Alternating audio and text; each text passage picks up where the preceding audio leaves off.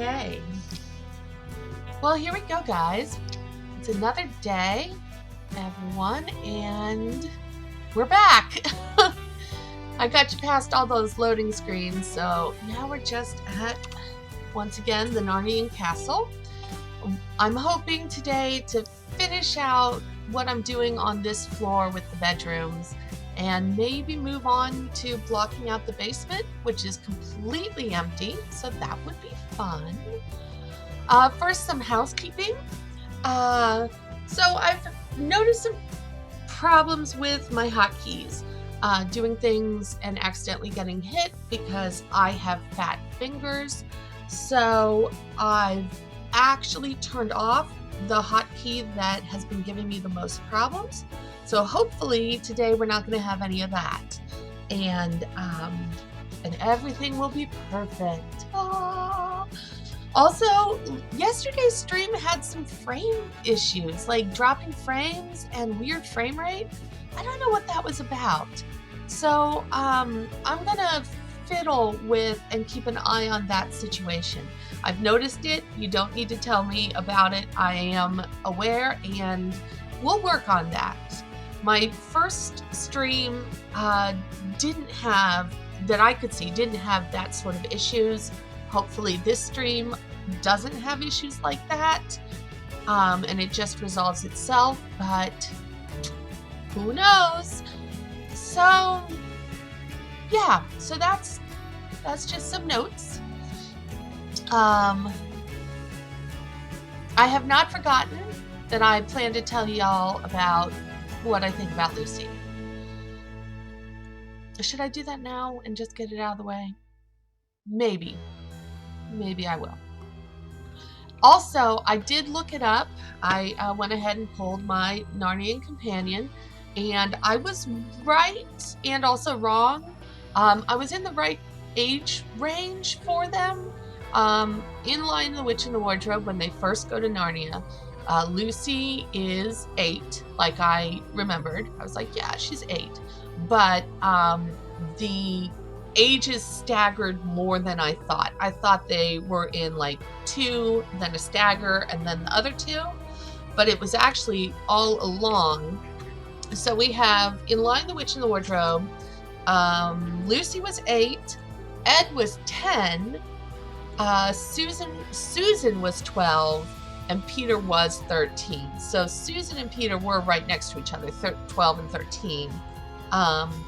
And Ed and Lucy were 2 years under that, and then Lucy was 2 years under Ed. So Edmund was 10 and Lucy was 8 when they first went into Narnia. So I do stand by what I say. Overall, that particularly Susan and Peter were a little old. So when they went to Narnia,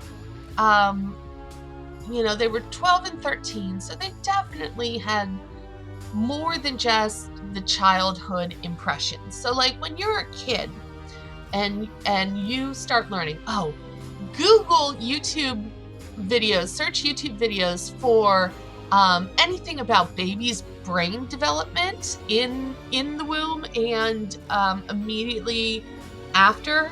It's fascinating, guys. Our brains are crazy, and how we've developed as a species is nuts. It's nuts, guys. Like early infancy and early childhood, your brain is doing ridiculously magical things. It's nuts. It's crazy.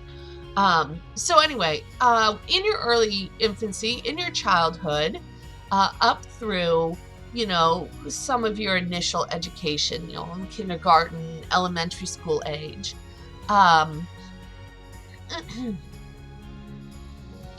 yeah, I love the idea of this tree being here, but I'm not a fan of how it works in execution. I love the roots of this tree, and it's adorable and twee, but I can't get the adorable and twee tree to sit properly on either the nightstand or the mantelpiece. So unfortunately, the twee tree has got to go. So we are going to use this one over here. Okay, so anyway, baby's brains, early development, childhood. What you're learning in that time of your life is largely focused on just survival, practical skills, the sorts of things that help you get along with your society in just the most basic ways. You learn the language, you learn tone and inflection. You start gathering impressions of faces. What does it look like when your mommy smiles at you? What does happy look like? What does laughter look like? How to mimic in your face and your body language those sorts of very basic expressions and modes. You know, that's the basis for what becomes your social conditioning and your ability as a member of society to interact and communicate effectively. But the basis is laid in childhood. So you learn basic things like language and yeah, this room is done. I mean, obviously there's decoration and rugs and stuff, but this room is done. So I really think I'm not going to make any major changes. I think this floor is done.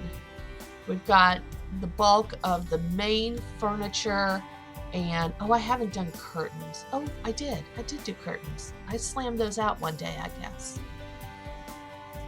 Rock on. Got that done.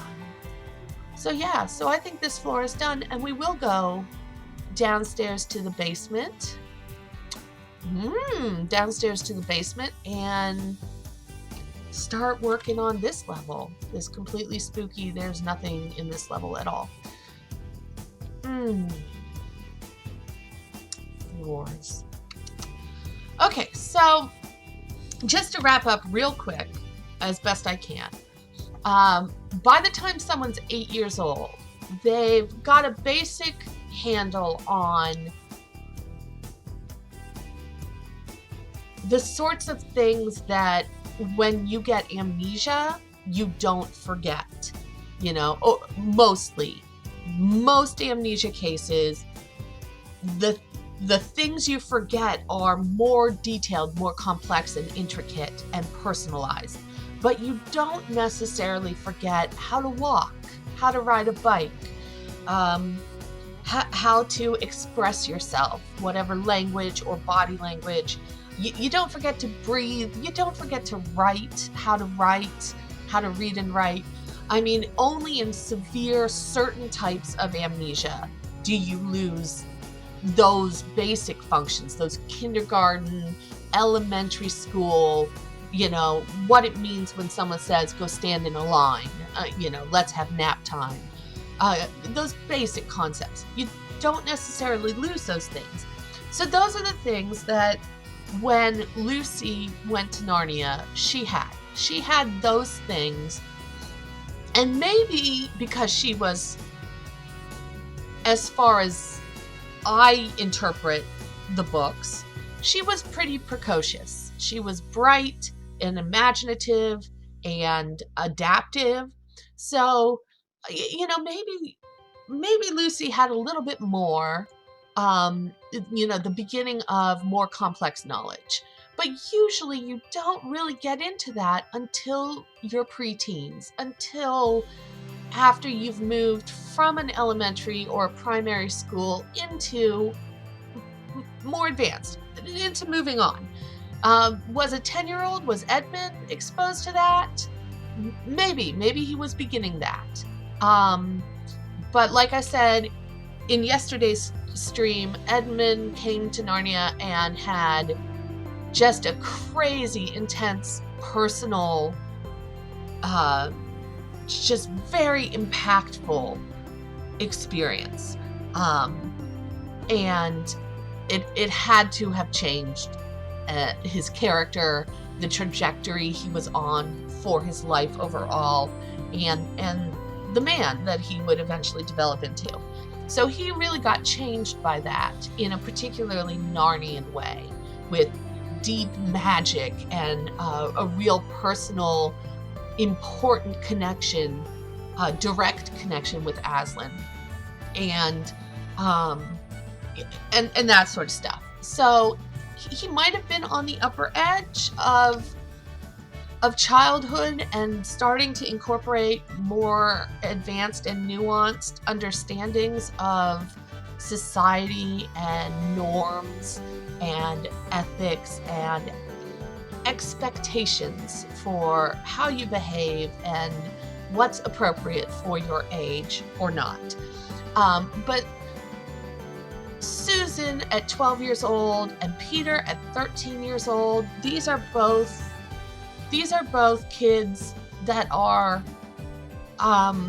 especially in previous I mean, it's still, I think, technically modern. I mean, we call the 1900s modern, so not modern like 2020 today, but in like 1940s, 1950s in Western countries like Britain, a lot was expected of teenagers. You were supposed to, as you got into your teenage years, you were kind of expected to be a miniature adult in many ways. You were really expected, girls were expected to be really settling down into mimicking their mothers or mirroring womanhood, a more developed sense of what's appropriate for a woman and not just a little girl. And Peter, 13-year-old boy, he's the young man of the house. And in wartime, his father's gone, and he really was going to be socially looked on as the head of the household and the man of the house. And in a kind of nuanced way at that time, maybe even a little responsible for his own mother, for her safety and for the safety of his siblings. And, she's older than him, she's his mom, and obviously she's going to hold the household together. British women were amazing during World War II. Like, just amazing. Look up Britain in World War II. These people kicked butt. They kicked some ass and took some names. They survived the Blitz. They were in a very long and protracted naval blockade with Germany. They were freaking screwed on just about every level.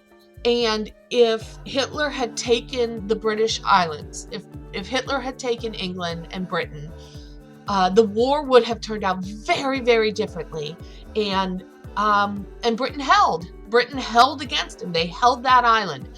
And that's amazing. It's really amazing.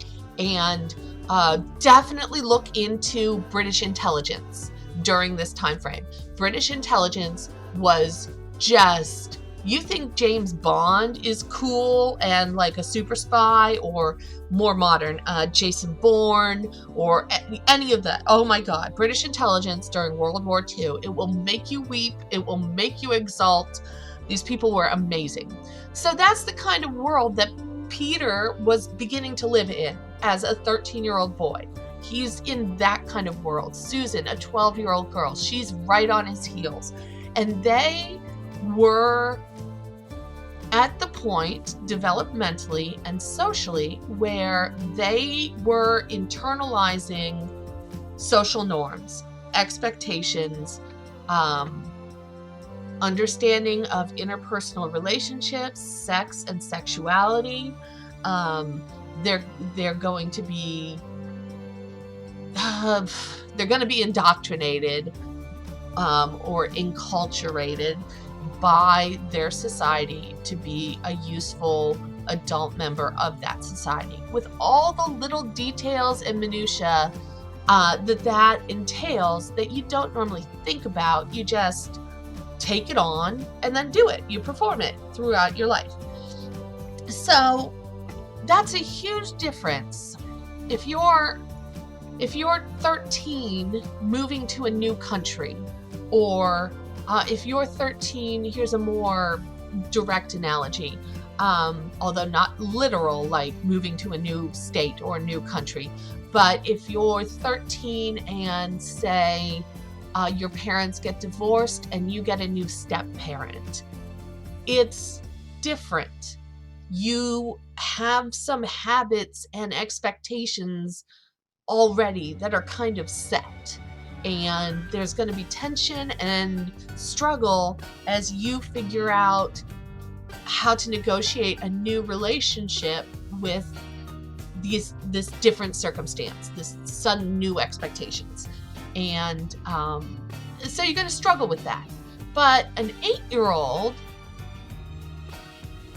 will have some adapting and adjusting to do, but might be more resilient in that sort of situation, more easily make new friends and go with the flow, easier to just accept what is and move on. As an 8-year-old, you don't have any power. You have no agency or choice in a relationship, in the world. You just are doing what you're told still. 10 years old, a little of the same. But by the time you're 12 or 13, you're definitely beginning to make your own decisions and have some control over your own life. And so it's harder. It's harder to just accept and move on. So my feeling is that when Lucy got to Narnia and it became obvious that they were staying for a while, that's Lucy's fundamental development time. She's 8 years old. She, during her stay in the Golden Age, went from 8 to, I did the math before. It's 20 something. It's her early 20s, 8 plus 15. Do the math. But so that's the time span. That's the age that she was in the Golden Age. And so this is a girl who, in Narnia, learned about sex and reproduction in Narnia. And in Narnia, she learned what is ethics, what is moral, what makes a good character, what makes a good adult, a functioning adult in Narnia. So in Narnia, she went through puberty. And in Narnia, she got her first period and learned about what that means and how to position that in her life. Is that scary? Is that normal? Is that taboo? Do we not talk about that? Or do we just have it and move on? Do the guys talk about it? Do people who are non-conforming in some way, are they allowed to talk about it and get support and help? I mean, all these little nuances of what's understood in society or expected in society that no one really spells out. No one really sits you down at a certain age and says, well, here's all the rules. I mean, you're just constantly navigating that kind of stuff. And Lucy did that in Narnia. Her brothers and sisters had begun to do that in England, in London, during a war. And so they grew up pretty quick, maybe quicker than usual. And then there was Lucy. And even if she was precocious and already beginning to gather this sort of information, she would come of age mostly in Narnia and with the Narnian set of rules and expectations and morals. And, well, I mean, I cannot state enough how different Narnia is from the world that we inhabit. Well, first of all, there's magic, things in this world that we say are mythical, fabulous, or fantastic fairy tales. Those exist in a very literal way in Narnia. you know, Bacchus and the frenzy girls that party and follow him everywhere, and you know, the gods of rivers and spirits of trees, you know, all of these things just literally exist right there in Narnia. And above and beyond that, most of Narnians are animals. You know, they have what we would consider human traits, what we would consider things in our world that only humans seem to do. And take that with a grain of salt, because that's another story for another day about what do animals do that for a long time we've thought only humans are capable of doing. But anyway, in Narnia, at least, animals are capable of everything. And there is a difference between domesticated animals, wild animals, and Narnian animals. Animals that walk and talk and function and build houses and use sewing machines and, you know, that kind of stuff. You know what I'm talking about. Narnians. And for the most part, Narnians are non-humanoid animals, anthropomorphized animals. So, if you look at nature, and if you're a kid, maybe you should ignore this part. And if you're a parent, maybe you want to take the kid out of the room first and listen to this yourself and then decide if the kid can listen to this. That's your prerogative as a parent.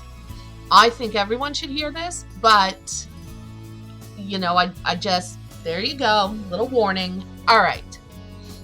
If you look at the animal world, even in this world, not even in Narnia, but just in this world as biological, zoological facts, there is huge diversity. Not all species are sexually dimorphic. Humans are sexually dimorphic. The egg bearers look different from the egg fertilizers in physical ways. There's a range, you know, there's a range that overlaps, but we are a sexually dimorphic species. But not all species are. Not all species are sexually dimorphic. And some species are wildly more dimorphic than we are. The difference between the two is fabulously huge. Peacocks. The difference between a male peacock and a female peacock is intense. Females look like overgrown sparrows or, you know, brown subdued chickens. And you know what a male peacock looks like. I mean, they're green and blue and glittery, and they have those tails that are ridiculous. So yeah, crazy sexual dimorphism in, or none, in the animal kingdom. And, you know, how do you understand what that means? Who teaches you how to interpret that? In this world, lots of times that's the job of religion, to explain why, the why of things. We can see from science that it is a thing, but why? And the why in this world is often answered by religion or by some sort of morality system. For example, why are men and women different? Because they were created differently, or they came from different parts of creation. You know, maybe men were made with mud and women were made with grain. I don't know. I'm pulling this up. So, you know, so that's something, you know, what in Narnia explained the why of sexual dimorphism. You know, so what did Lucy learn from animals about whether or not that's important, whether or not it matters if you're dimorphic or not, and what that means, why, what is that? So, you know, animals were teaching her these things. And that's not the only thing.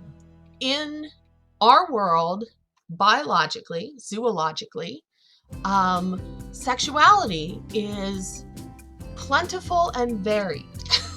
I mean, I'm not sure how else to describe that in a tame YouTube kind of way, but very much in the animal kingdom, we see both sex for function, reproductive, and sex for pleasure, just because it feels good, in a non-reproductive way. We see both sex in both ways, reproductive and pleasurable, demonstrated by heterosexual pairings, mating pairings, and also homosexual pairings, non-mating pairings that are just, hey, we're gay and we think this feels good, or, you know. And so there's a question too. What does gay mean? What is that? Why? What does that mean? How do you interpret that? How do you place that in your understanding of ethics and purpose and function? And in this world, that's informed, again, very religiously. Understanding why something is very different for us than understanding that it is. It just simply is. So again, here's Lucy, and she is in Narnia, where the people, the adults and mentors responsible for informing this understanding, this way of interpreting, are animals, fauns, and dryads. Do you know how dryads reproduce? It's generally held that a dryad pollinates and reproduces then with whoever her pollen falls on. I mean, like, they're trees. You know how trees reproduce. It's all pollen and nuts and fruits and berries and craziness, right? So that's an adult explaining to Lucy, you know, how to function as a sexually active adult. I mean, you know, we have a couple really famous examples of, I think the first ones that got really talked about in popular culture were penguins, gay penguins, who foster eggs together and build nests together and have lifelong, or at least season-long, pair bonding. And, you know, so imagine a penguin trying to explain to Lucy, there comes a time when a penguin might like another penguin and they hang out together and build a nest together, and they adopt an egg and raise it as their own child, and that's a thing that they do, and that's totally normal. They were just made that way, and that's how they do. And then there's Lucy, like 8 years old, going, oh, okay, okay, all right, you know. And so for me, I interpret Lucy as a socially, morally, and culturally adaptive Narnian. Her brothers and sisters, especially Peter and Susan, are Narnians. They lived there, and they were part of the Golden Age, and they were kings and queens appointed by Aslan and all that stuff. And so they're Narnians, but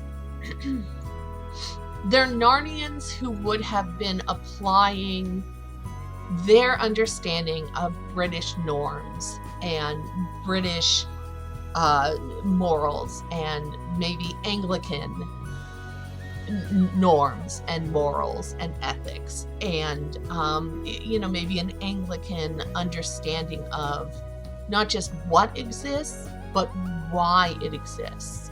And Lucy would not have that. She would not have that. She was on the cusp. She was close, but she just wasn't old enough to have fully incorporated and fully indoctrinated, not in a bad way, but just in a natural, this happens to everyone way. But she wouldn't have soaked it all in yet. She had just barely begun that level of soaking it in. And so the rest of it was all Narnian in influence. Animals and figures of myth and magic got to explain to her how to be an adult and what is normal and what is healthy and what to accept in life as natural and God-given, Aslan given, versus what is not okay. A wolf is okay. A wolf that tracks down and eats its prey is okay. That's normal. That's what a wolf does. A werewolf that doesn't just track down prey to eat, but tracks down prey to be harmful and cruel, that's not normal. That's not ethical. That's not good. And that's something Lucy never would have learned in 1940s, 1950s England. Like, of course not. So there's that. That in its essence, that's something I think people who read and talk about and write about Narnia and the Chronicles of Narnia, that I think is something that's often very overlooked, and not fully explored or recognized. Sometimes people write about Lucy after Narnia as being particularly religious, even more so than her siblings, or particularly spiritual, even more than her siblings, which is fine. I can see that. I can get that. But not a lot of them. And people talk about the age, how they were adults and then they magically just zapped back to being, she went from a 20-something to an 8-year-old again. And so you see people writing and talking about what that experience would be like, that tension, that frustration, the unfairness of it. I mean, who wants to go through puberty 2 times, right? That's terrible. It's a bad idea. But Lucy did it. And probably Susan too. I mean, 12 is not too young now, but we have also been seeing age of onset of having a period earlier and earlier, younger and younger as time goes on. So I don't know, mid to late 1940s, British girl. You'd have to Google when they were seeing onset of periods and womanhood, coming of age. So maybe Susan had to go through it twice as well, and that's just awful.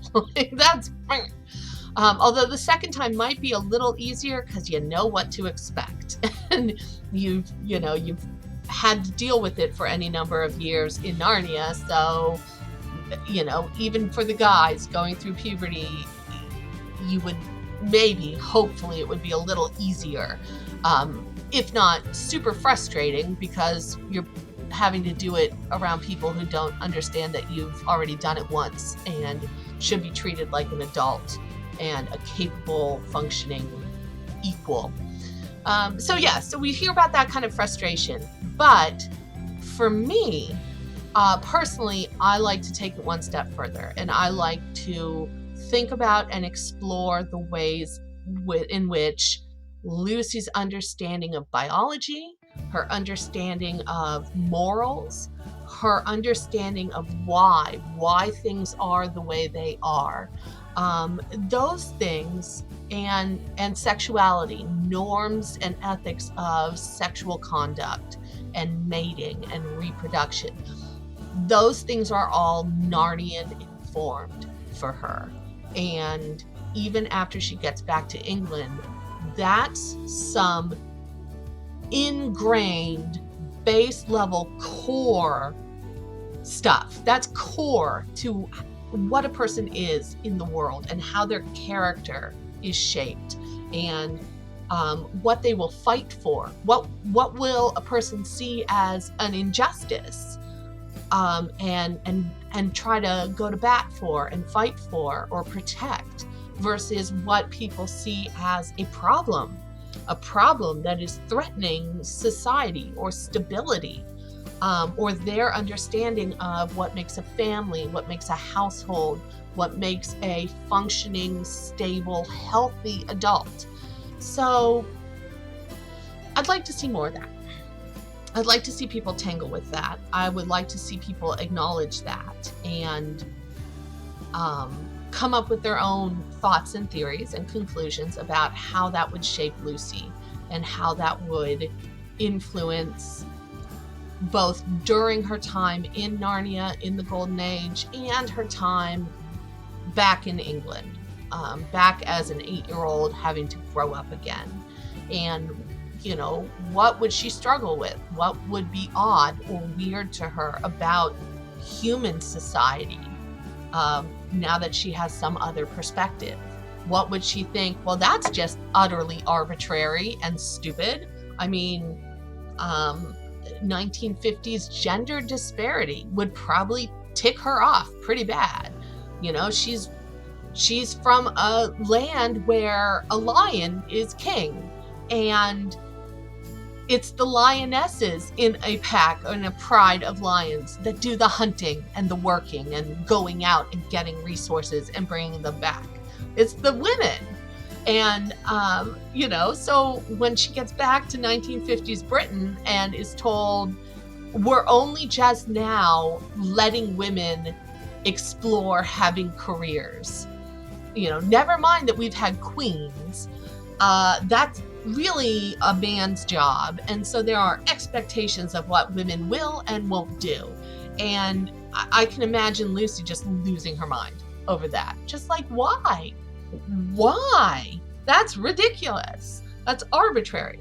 So for me, I push it further.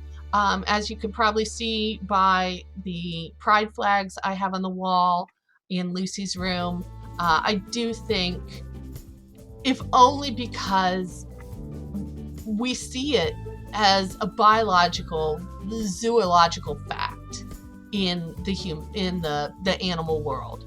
We see animals with all sorts of pairings, and not just duos, not just monogamous duos. We see multiple partner pairings. We see serial monogamy, which is when you are paired with a partner, you're monogamous with that partner, with that mating pair. But that person can change from season to season. You know, maybe you spend a couple seasons with this one partner, but then, and you're monogamous during that time.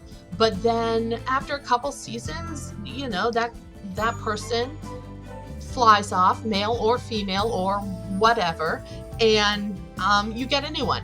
You know, we see this in birds a lot. Birds are especially promiscuous, and not just promiscuous with a moral connotation like humans. That's a bad thing to be promiscuous.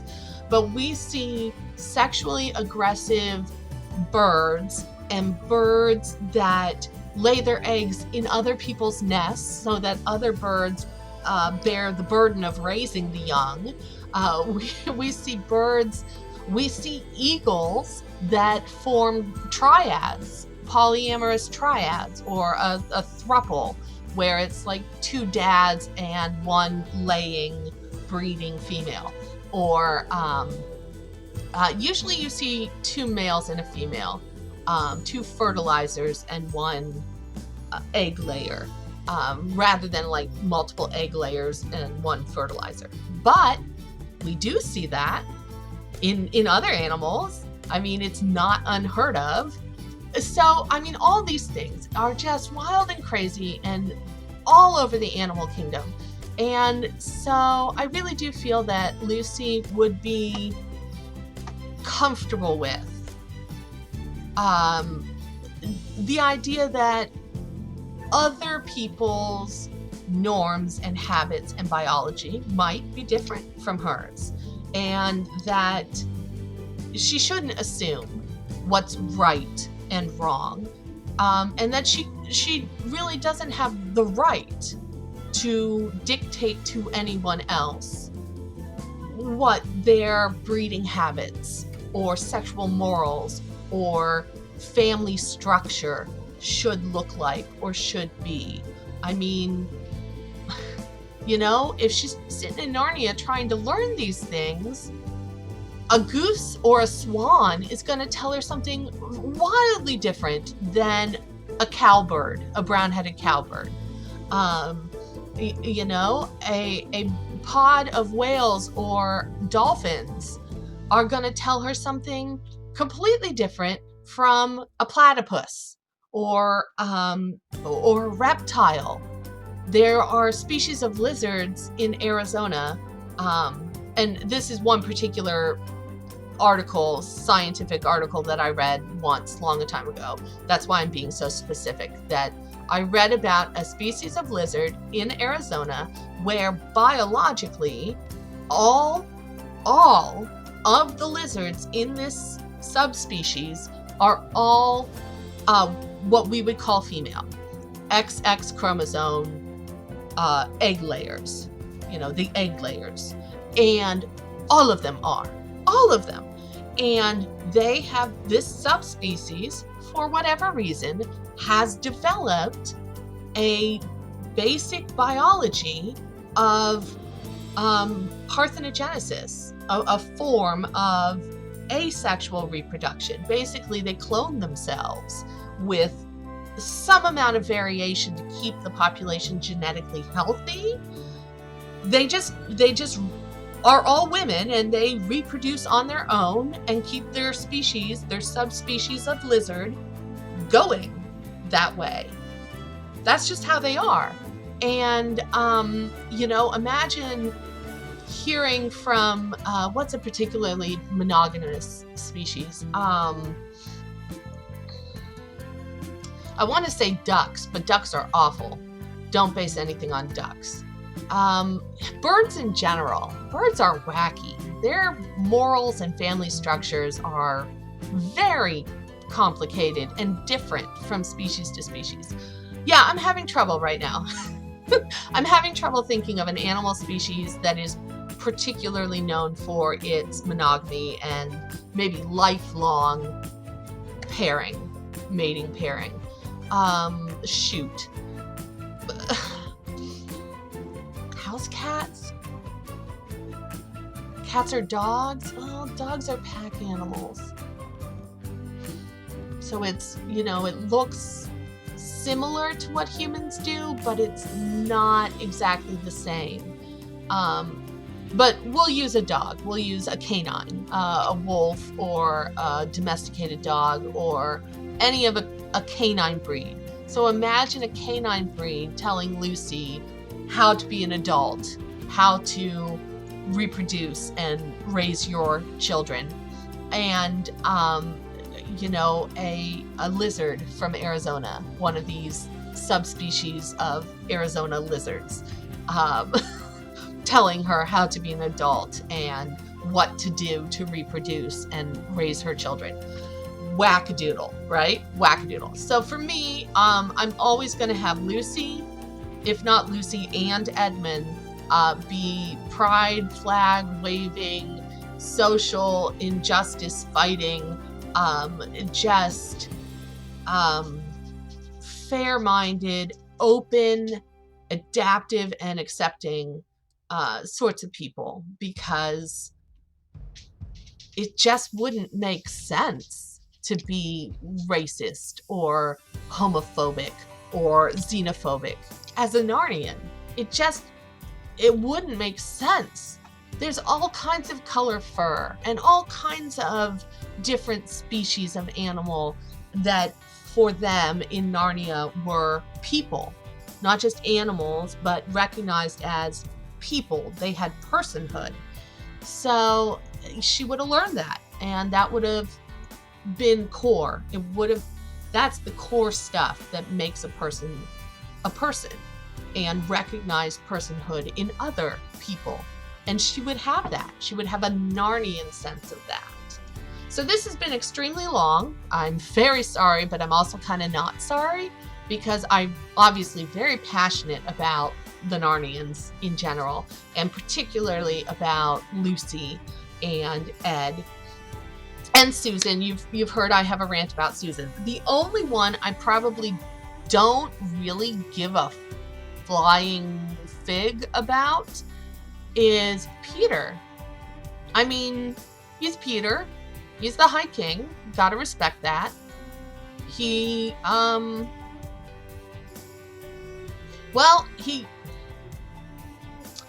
was kind of a Mary Sue.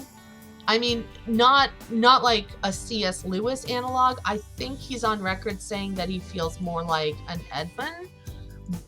But Peter, he was golden-haired and blue-eyed and rugged, but not too rugged. And, my tooth hurts today.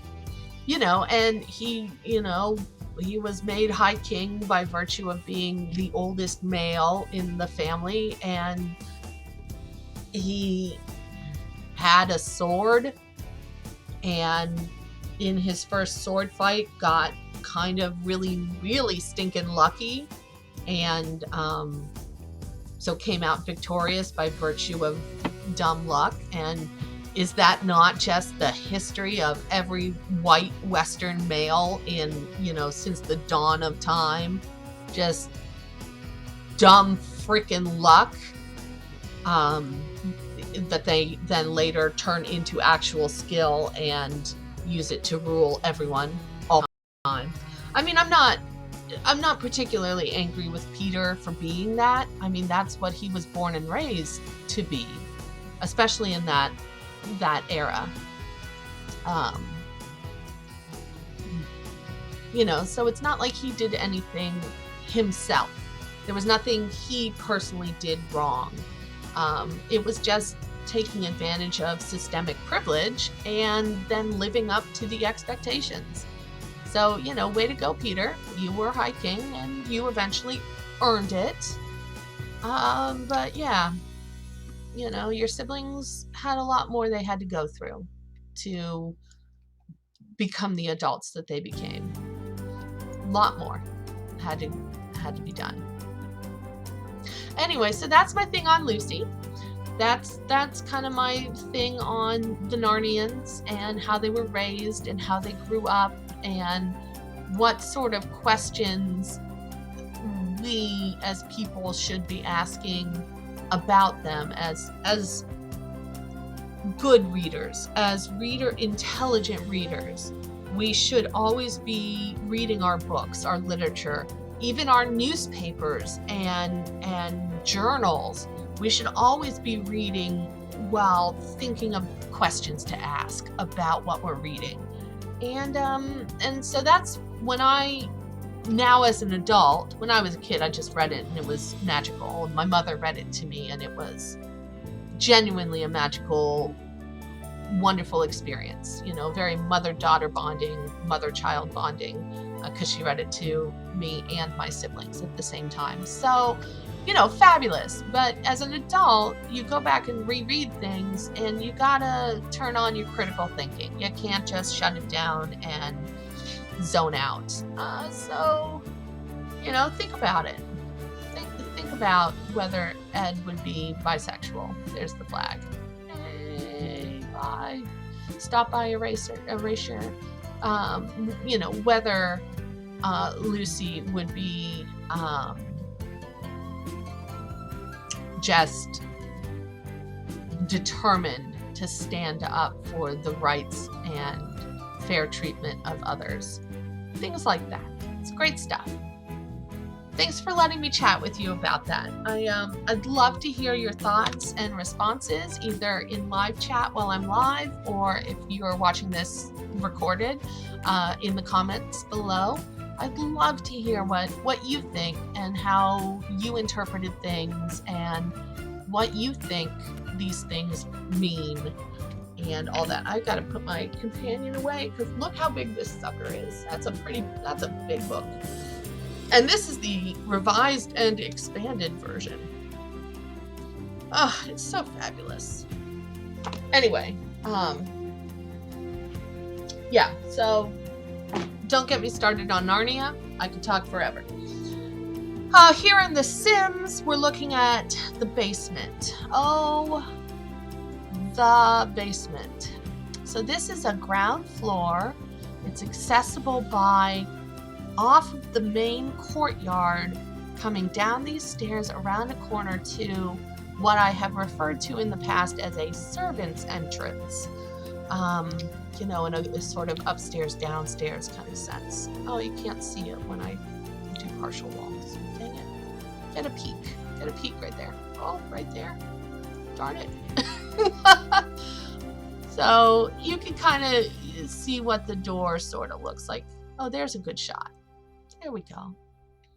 Nice door, you know? It's not terrible. Sometimes the downstairs, the servant's entrance, can be really shabby and not nice. You know, you're relegated down to it. And that's just some classist bullshit. That's what that is. So, okay, so this is the entrance. It's kind of a backdoor entrance. So the first thing that we're definitely going to have down here is a mudroom that this is going to enter into. And this is kind of way too huge to just be a bathroom. I don't have any lights down here. Okay, we're going to throw out some lights so that we have some basic lighting just in the area to help us make color choices. We're going to steal this light. Nope, we're not going to steal that light. That's a subtle saucer. And I use the subtle saucers in the stairwell. I'll grab one and shrink it down. Even shrunk down, the lights still provide the original programmed amount and size of light. So I shrink them down. I saw a different builder actually shrinking them down. And I was like, why have I never thought of that? Oh my gosh, it's just brilliant. It's brilliant. Why have I never thought of that? So I'll use the subtle saucers in the stairwells for the brightness, but generally I find them too bright for actual rooms, you know, and you can go in-game during the live version and adjust the brightness of a light, but that's tedious. So I actually use the kids ceiling light in this build. I've been using that for the basic lighting in the house. Now, bear in mind that I actually have a pass that I do through the entire build just for lighting. After I've got the rooms, the furniture, and the wallpaper and flooring done. You know, when I've got the basic look like this, only for everything in the whole build, at this level, I'll go through and I'll do a pass with lighting, and I'll make sure these kids' ceiling lights are actually in the position I want them in. And I'll put lights by the bed tables, and I'll put desk lamps on the desks, and you know, if I want a chandelier, oh, there's already one. I already did the chandelier in the dining room. So yeah, so let's get some. Oh, about the saucers, let me show you, because this one looks like it's just like randomly floating right here in the air. That is centered from the top down. You can see it's centered in the middle of the landing, and I'm using medium walls for this build, and so from the position it defaults to. It's raised up an extra, I think 31 clicks, 31 or 32. Oh, you know what? That was in a different build. In this one, I tried to do 32 like I did in the other build. I think that had tall walls. So for the medium walls, it's more like 18 to 20 extra clicks off of the default height. And it will go, let me see if I can show you from down here. Let's zoom in. It will attach on the bottom of the landing above it, on the floor above it. So it will be, instead of just a light floating randomly in a stairwell, which is what it would do. I mean, it would be visually, I don't know if you're on this floor, if you would see it or not, but if I just stuck it to the ceiling in this stairwell, it would be like here, floating in the space, right here or here. So if you add an extra 18 to 22 for medium walls and a basic stairwell with a landing that is the default, like just halfway, add 18 to 22 and the light will actually be on the bottom of the landing above it. And that looks, you know, like what you might actually do with a light. And like I said, I'm using the subtle saucers.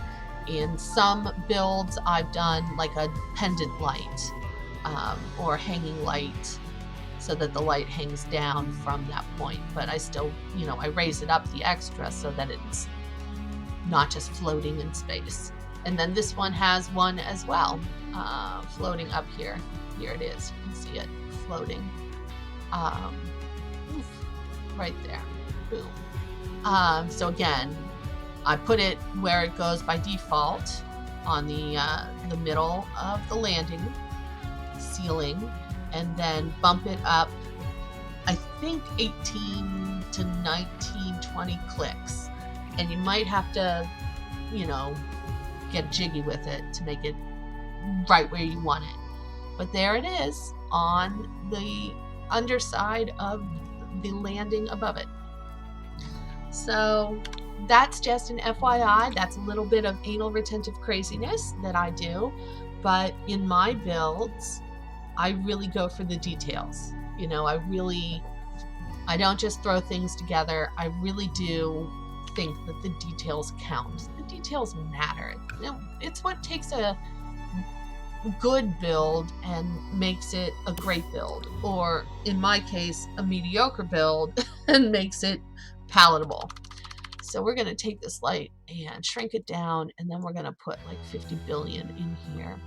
So this will probably be a room over in this area somewhere-ish. That'll be a room. And this is definitely going to be a room area because it's got those windows, you know, out to the lower courtyard. So will it include this, or will it just be like a hallway? Do not know yet. We will find out. So let's see where else. I mean, obviously there's space over here and space over here. This is a big open area that's definitely going to get used. We're going to want probably a light by the doorway. Do we want it centered on the door and the window? Let's do that for now, just to get it out there. God, what did I do to my tooth this morning? Sorry, one of my teeth is really sore, like for no reason. Sore tooth? What is that? All right, and then we're just gonna throw one in there as well. So now we have some lights to play around with as we build rooms. So first room, definitely a mud room. And obviously you want your mud room to be the first room you walk into when you come inside. Which is rough. Personally, I think that's rough for this build because the first room you walk into when you come inside has this gorgeous stained glass window to the lower courtyard. So, although I don't like it, what if this is the mud room? And then it's not too big, you know, it's too big to be a single bathroom. But if it's a mudroom / bathroom, then that might be a better use of all that space, and we could still use this area as something nice with the stained glass window. I like that idea. What door? Oh, we're using personalized doors. And then this is an exterior door to go out to the gazebo. Okay. The patio, the balcony. Interior doors are looking like we're using that one. Yeah, look at all the household doors. Okay, so let's grab one of those. Look at it, it's called ordinary door. That is exactly what we want.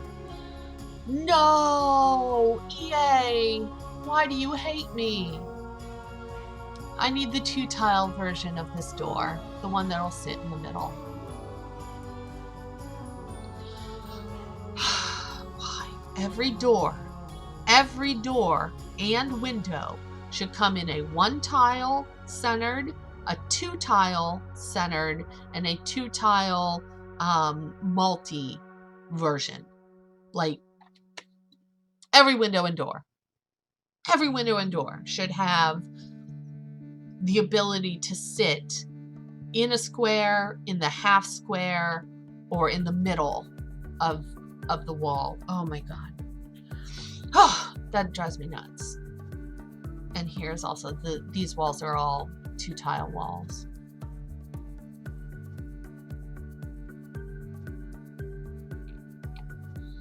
Will I be okay if I put just a little stupid tooth, just a little 1-tile door here? Will I be okay with that? Will I put that there and not want to just kill myself every time I see it?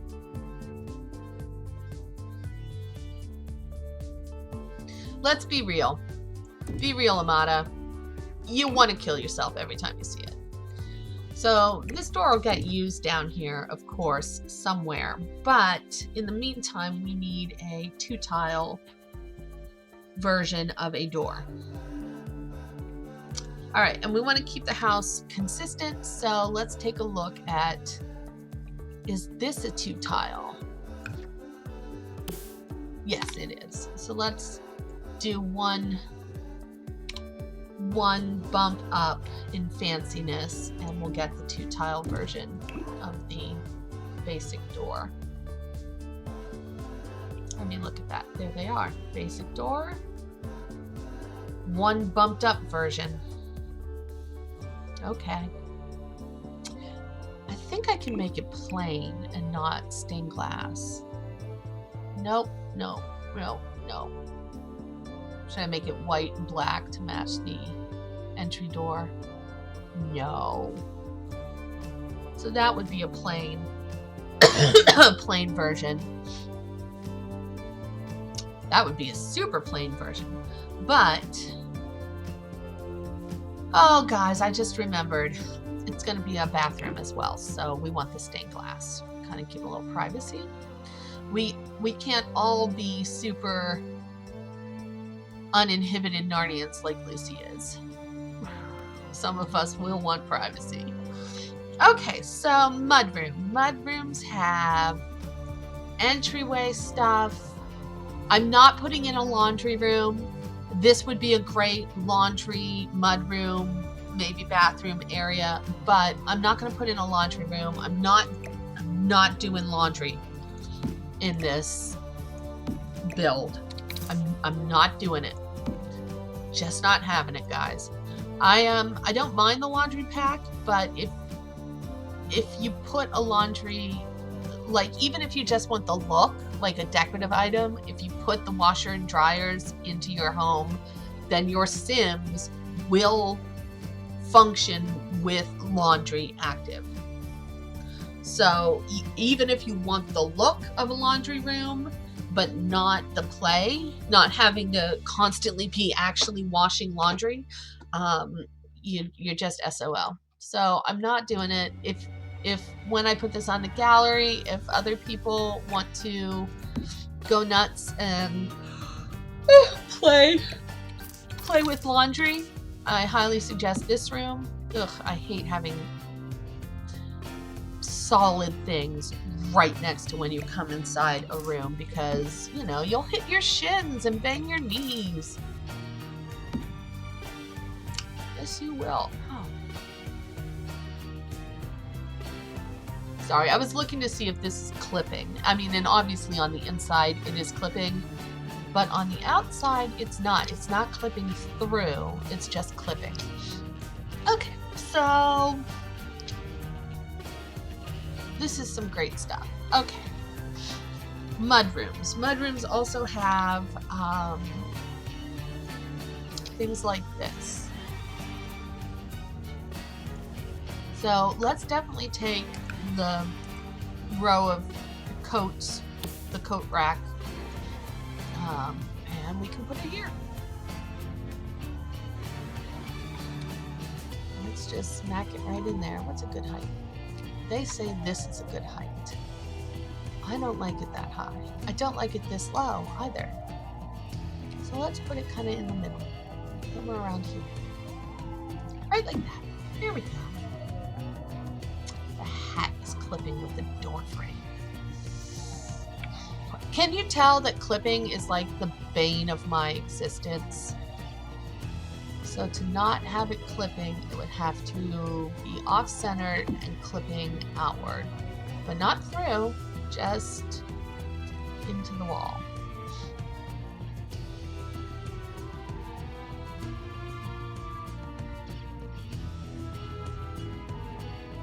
Honestly, the off-centered drives me, and the like putting it into the wall drives me less crazy than having it clip. And although it's still actually clipping, I mean, look at that. That's still a pixel or 2 or 3 into the wall, into the door frame. It is much more forgivable and much less irritating than it would otherwise be. Okay. There are actually, let's take a look. Some ready-made rooms. Are they under outside? No, I'm not in the right menu. Okay, let's look at the ready-made laundry rooms. I think they're under miscellaneous. So here's an entryway. I'm pretty sure I already have a box of decorations if you want to play with them upstairs in the towers under a stairway or something. I've got that. The summer fun basket is upstairs on the main floor. Do I want something like this?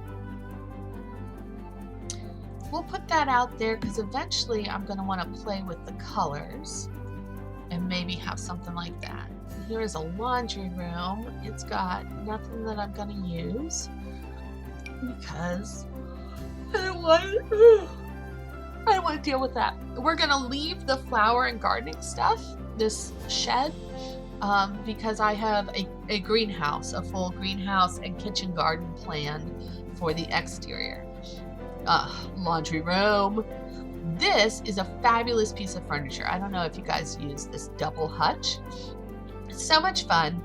Lots of places to slot items, and it's a nice look. It's a good look for if you're doing that kind of style build.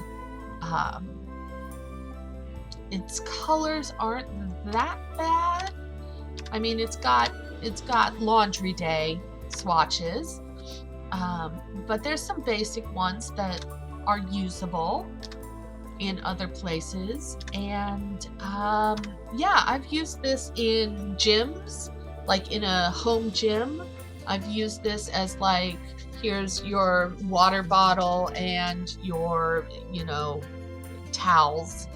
I've used this in gyms. I've used this in actual laundry room builds. And I've used this in bedrooms as well. It's a little rustic, messy for a bedroom, but if you're doing a small rustic, like a cabin build, it's nice to have a piece of furniture like this that kind of multi-functions. Very nice. But I don't think, not quite for this room.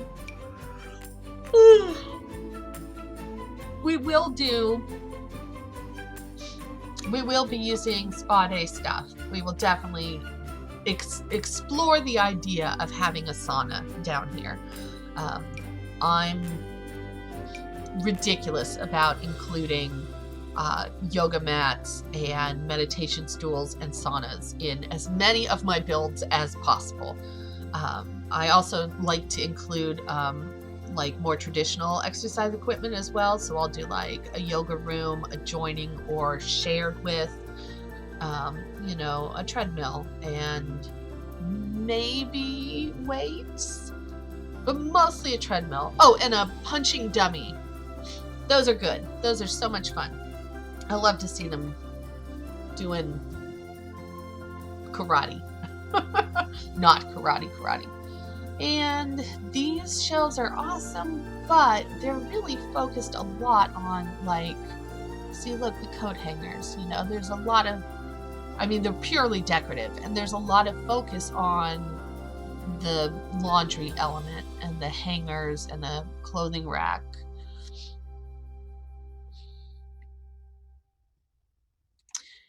I'm going to put it up, this one and its partner, I'm going to put them up on the walls as maybe we're going to keep those on the walls, and I'll rearrange them so they're nice. Right now we're just brainstorming possible pieces of furniture that we might want in this room.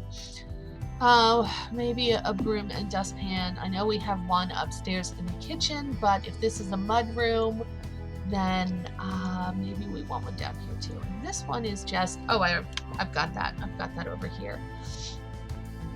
I will do a sink, but I'll do that when I'm looking at I love that bucket. When I'm looking at the bathroom part of this build. And this is just, the rest of this is just miscellaneous bar and work builds. All right. Career isn't going to have any mudroom seasons laundry day content. I don't think. I'm pretty sure no. And it's not outdoor stuff. So let's look at bathroom content. Sometimes when I'm being lazy, instead of going into the categories themselves, I'll just blow through the standard stuff, like the pre-made rooms, and I don't often pull the whole room. It's pretty rare for me to pull an entire pre-made room, but I'll pull the individual elements, the individual toilet or piece of furniture that I like. And that's when I realized that I'm using a standard set of toilets. And so far I've used this shower pretty much everywhere. Yeah, pretty much everywhere. And that pedestal sink, or that cabinet sink, is kind of standard, being standard use as well. I might go ahead and use that here as well. Yeah, because look, it's even in the girls' bathroom. Only the High King, only the men got personalized sinks personalized to them. What am I doing? Okay, so do we want to actually wall off bathroom things from mudroom general, or do we want to do half walls and partitions? Half walls and partitions, actual walls. I've done this before. I had a build before where I had this size tower room, and I made it multi-purpose, and I think I divided it 3 ways. It had a staircase, a back staircase up the tower, and then in that area with the stairs was a sink and mirror, kind of public sink and mirror, and a door going into a bathroom, a toilet cabinet that was just the potty. So you could come in and you had a private room where you could just go into the cabinet, to the cupboard and potty, and then come out, wash your hands. And anyone else could wash their hands while you were doing that. The sink was public. And then the rest of the room was kind of divided like across this way. And then everything in here, it included a shower and a setup, like a shower, sink, countertop, vanity setup that was for like a teenage girl who was the next floor up in the tower was her bedroom. And so she had kind of a little secret loft bedroom. I would have put a ladder and a trap door, you know, but we don't have those in game. So it had to be an open stairway. But in my mind, there's like a door at the top of the stairway because it's her bedroom. And then she could come down and go into her own area for showering and, you know, putting on her makeup and clothes and things. That was her own personal space. And then, you know, the half bath was more open to everyone. It was really cute. It was a really cute setup. I actually didn't think it was going to be functional and work out, and it actually did. It was a really weird, like, I don't think I've ever seen anyone come up with that kind of a mess of a design. But it worked out better than I had originally expected. So I think, again, in a room like this, I'm gonna try and make the sink in a open, public, easy access area. I'm again trying to put that in a place that it does not belong. So we want maybe the potty and the shower to be on their own, in their own little secret space, so that should I make it one walled area and a divider, a dividing wall, or just a decorative room divider between these two, so that even if someone's showering, the toilet is still open for use? Should I put them each in their own little cubby?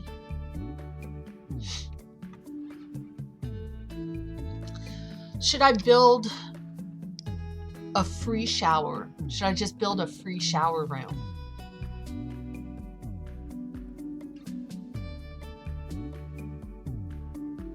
Rather than having a standing shower tub. I do love having tubs though. It makes it easier if you have pets or toddlers. Hey sweetheart, if you have pets or toddlers, you kind of need a tub because there's really no other way to clean a pet or a toddler in game. There's no cleaning your toddlers in sinks. There's the dog. She's protecting me. She's being very good today.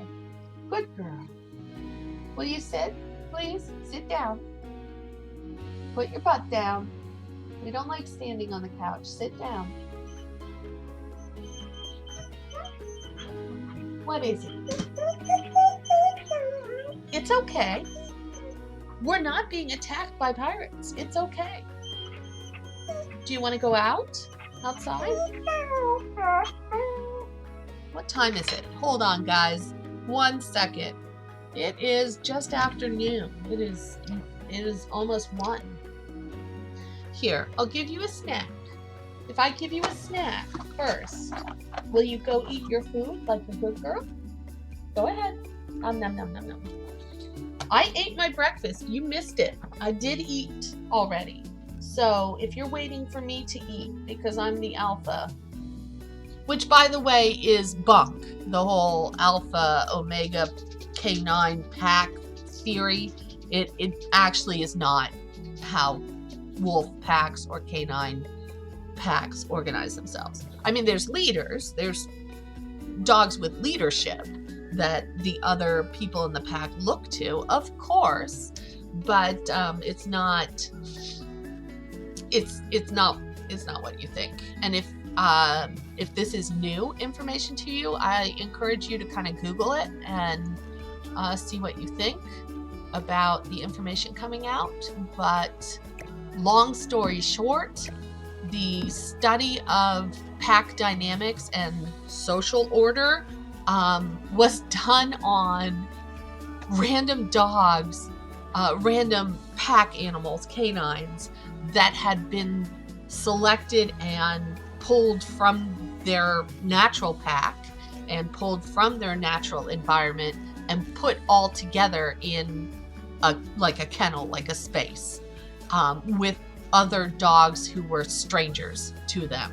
And so these pack animals who had been taken from their family and taken from their familiar territory, from their homes, and put into a strange territory in close quarters with other strange dogs that they did not know, other canines that they did not know, fighting broke out.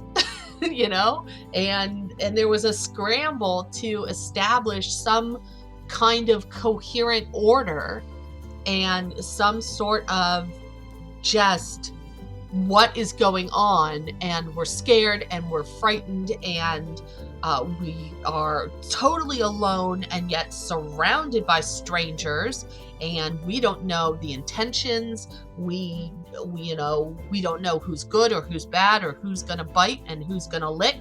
Like we don't know where our food is coming from. So naturally the canines kind of went crazy, and there was a big scramble and chaos for both acting defensively and acting aggressively as a defense. Like, I'm going to act aggressive so that you give me space, and don't come bite me, I'll bite you first. So that kind of behavior.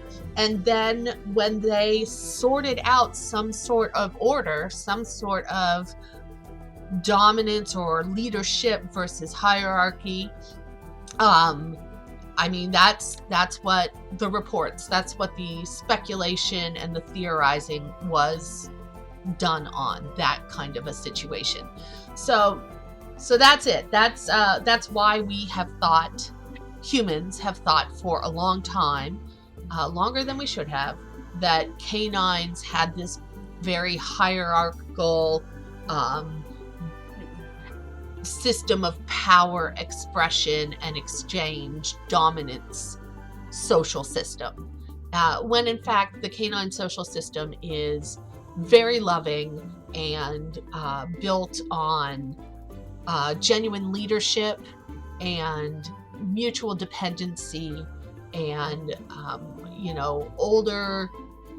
the oldest canines taking care of and mentoring younger canines and adult canines who are not involved in bringing up the pups, bringing up the new generation, are providers who go out and hunt together and provide for the pack. I mean, it's very interdependent, interwoven, lots of lugs and kisses and snuggles. I mean, if you own a pet dog, you know that they're hardwired to love. I mean, they really are. They just can't not love who is in their pack. So yeah, so that whole alpha dog thing is total myth.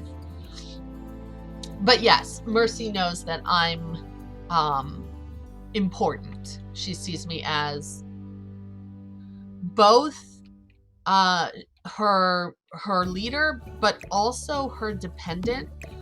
She knows I have some health issues, and she knows that I do. And so she sees it, especially since she's a border collie. She's part border collie. And so she's a very herding, protective instinct. And she sees me in part as a dependent or a sick pack member who needs to be watched and cared for a little bit more than usual. And she believes it's her job. She knows that it's her job to be the person caring for me, and to be the person in the household who does make sure that I eat every day, and does make sure that I am taking care of myself and that I'm not sick. She makes sure that I get up out of bed properly in the mornings at a reasonable time. I swear I just built a wall there. Did my game just... Yeah, my game just flipped out for a moment. So she makes sure that I eat, and one of the ways she does that is by making sure that she doesn't eat until I do, until she has confirmation that I am in fact eating, which is fabulous but also freaky at the same time, because I have a dog who literally will not eat, and that's weird. Like, who has a dog that doesn't just go nuts on food all the time? I do. I have that dog. So, so there's that. And she does take care of me. She gets me out of bed. She makes sure I eat. If I'm sick, she's very protective. When I'm having problems with my health, she won't leave me. Like right now, she's left me alone in this room and she's gone out. In her mind, she has gone outside to patrol and to guard our boundaries and our territory, and to make sure everything is safe for me in the den. And but when she senses that I'm having a problem with my health, she will not leave me. She will not leave the room that I am in. She will always be right next to me. And if other people try to come into the room, she, if you're not established already as a member of our particular pack, she will in fact be hostile to you coming into my space, but not aggressive. Like she has never bitten a person. She's not a biter. She's just very protective. So if you come into my space while I am sick, she will stand up and face you and keep herself between you and me, and watch very carefully what you're doing and whether it's agitating me or not. So she's fabulous.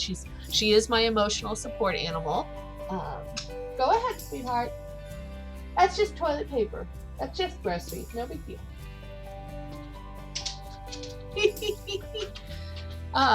And so she does. She takes care of me, and I hope that whatever your preferences are, y'all, I hope that you have something wonderful like this in your life. A child, a hamster, a spouse, a plant, a fish, a cat, if you're a cat person. I really do hope that you have something in your life, in your experience, that is so genuinely thoughtful and loving and caring. What would be the purpose of putting it in its own little room if I just used glass doors? So silly. I really do hope that you have that in your life. Now, this can be stained glass, but that's kind of not... I mean, that's not what I'm looking for here. I'm looking for some doors, maybe like a frosted pane of glass or something, like a bathroom door. Oh, EA, I know what I want. Why can't you just give it to me? I just want like a sliding door that's not an open pane of glass to put between the world and this shower. Anyway, so yeah, I hope you have in your lifetime some experience of something just so dedicated and loving, and oh, this might work. And that cares about you so genuinely. And and really considers you, and not just in a it's my job and I'm obligated way, but just in a I can't help but do this. I can't help but love you. I cannot help myself but take care of you when you need it. And I need you. I need you to feed me and to take care of me just as much as you clearly need me. So that, I mean, that kind of reciprocal relationship is just, oh, it's the best. It's uplifting and wonderful. I'm having trouble with this door thing.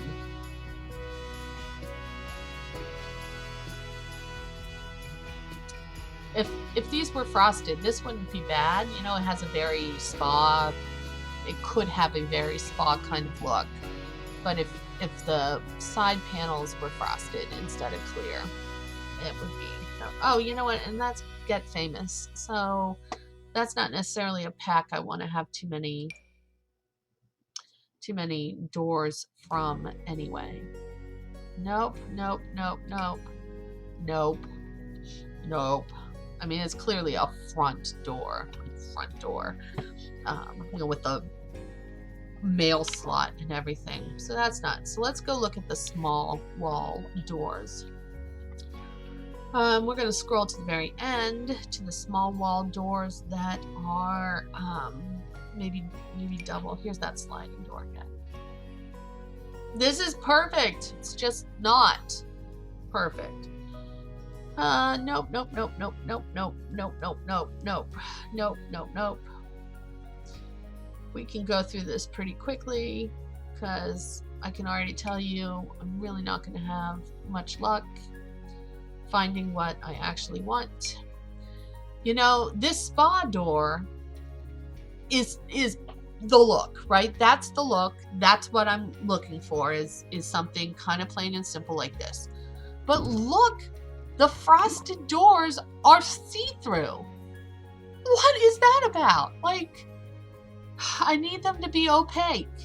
You know, I need this to not just be like a decal going on. I need the, you know, even when you set it to black, like you think that's going to be the most opaque, the most like not see-through. And it's actually totally more see-through than the other options. And I knew this. I knew this when I pulled it out. I knew that that's not the answer. Even though I want it to be. When I'm doing something like this, frosted door into a massage room or into a toilet or shower bath room, I always come to that one and try it again. Just, you know, in case this time, maybe it'll work. But that's insane. And I know it, but I try it anyway. Anyway, this is something I end up doing a lot. I'm American, so this is not something that's typical in America. We usually have, if we have a bathroom that has a shower in it or a tub in it, the whole bathroom is just that, a room for the toilet, sink, and bath, shower, and that's it. And there's a door that goes into it, maybe two, maybe from either side. If it's a shared bathroom or something, but that's it. We don't really do water closets, you know. We don't really do even in our public. Again, with the, you know, it's a frosty door from the spa pack, and it's perfect. But it's really not. It's not perfect. It's not what I need. So like in Europe and in other places in the world, even in your public bathrooms, it's much more typical to see individual closets. Like I'm not sure if that's, I mean, because I've heard water closet, so, you know, the WC. So I've heard that terminology before, but I don't really know if that's what you call them, or how common it is anymore.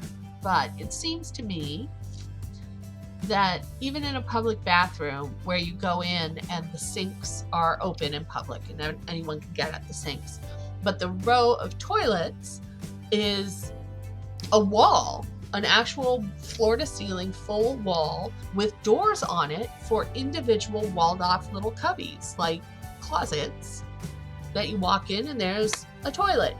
And you do your thing and come out and wash your hands. And that's fabulous. That's so fabulous. We need more of that kind of stuff in America. And we have, if you're European or British and you've ever traveled to America, I apologize. I know. I know. You don't have to tell me it's ridiculous. But yes, we have stalls with gaps, sometimes very large gaps in public restrooms between the sinks and the toilets. So and they're not floor to ceiling. They're usually just like partitions, right? And you know, sometimes you get little children crawling underneath them. And it's nice though if you run out of toilet roll and you're kind of trapped, and it's that scenario, which we all know and love. You know, so it's kind of nice. I was right. This is it. What color should it be? It's kind of nice, so that you can be like, if there's someone in the stall next to yours, or a neighbor, or a friend by the sinks that's waiting on you, you can be like, help, I need, what do you call it in Britain? Loo roll? Bog paper? I don't know. But you can call for help, and then someone can under the stall, you know, give you a wad of toilet paper under the stall. And that's fabulous to have. Oh, that's way too see-through. Okay. Too see-through. See-through. Not see-through. Okay, so we have a blue option. We have a brown and black option. That looks way too dark and depressing. We have a black and light brown option, which is not see-through, but also dark and depressing. This looks like it's, oh, you know what? I need to try clicking them. So this is like bronze or copper, or, you know, metal, gold metal and blackish. And this looks not nearly as dark and depressing as when I was trying it. And kind of neutral. It's kind of a nice beigey, taupe, neutral color. I'm not a fan of that. So we have a blue. We have, these are all see-through. That one I'm not quite a fan of. This one I'm a fan of because I love purple, but that's not this build. This build is not for me. And we have that one with this one. I think I'm liking this one better. Okay, so that's, there you go. Yes, I play with the cheat on so that this will be functional as both a doorway and a bathroom. They won't get in here and be like, I can't use this. Things are overlapping and I'm afraid because I'm totally incompetent. Sims are just, oh, they're wild. Okay, and I'm gonna tile this chamber. I'm gonna tile that whole chamber. Anyway, yeah, bathrooms in America are super scary, awful places. So even in, that was public. We talked about public bathrooms, but even in private bathrooms in homes, you don't generally have a separation unless it's a half bath that is, or a powder room, which is just the sink and toilet. In a full bathroom, there's not really division usually, unless you're in a very swanky, very nice home, or if you're looking at the master bathroom. Sometimes they'll have half wall dividers or something like that. So you can have the shower next to the toilet and there's like a little half wall or something. So you can be on the toilet and your spouse can be in the bathroom with you and you have a little privacy. But that's not the norm. I mean, the norm is generally just throwing it all in one room together, and then, you know, if someone's in it, they're in it. And you just got to deal. Oh, come on. I hate that you can't change the wall colors with the color swatch changer. Where are these? Here. Is this what I'm looking at? I want the... I think it's the plain that kind of... That's really white. That really doesn't match the tile as well as it should. And in fact, it makes the tile look dirty. Oof. Okay. But I know there's a match. I know that there's a match. I thought this was the white, but let's see. No. No, that's white. That's the white tile option. Ugh. Yeah, you need to get your colors together. I know I've mentioned this before, but these are both white. And they're supposed to be matchy-matchy. I mean, these are the tiles that are in this tiled shower stall. I mean, boom! Are you looking what I'm looking at? Yeah. But there is one that's kind of a match. I know it because I've used it before. Nope. Don't make me go through all the fucking tiles. I hate working with the tiles. Absolutely no.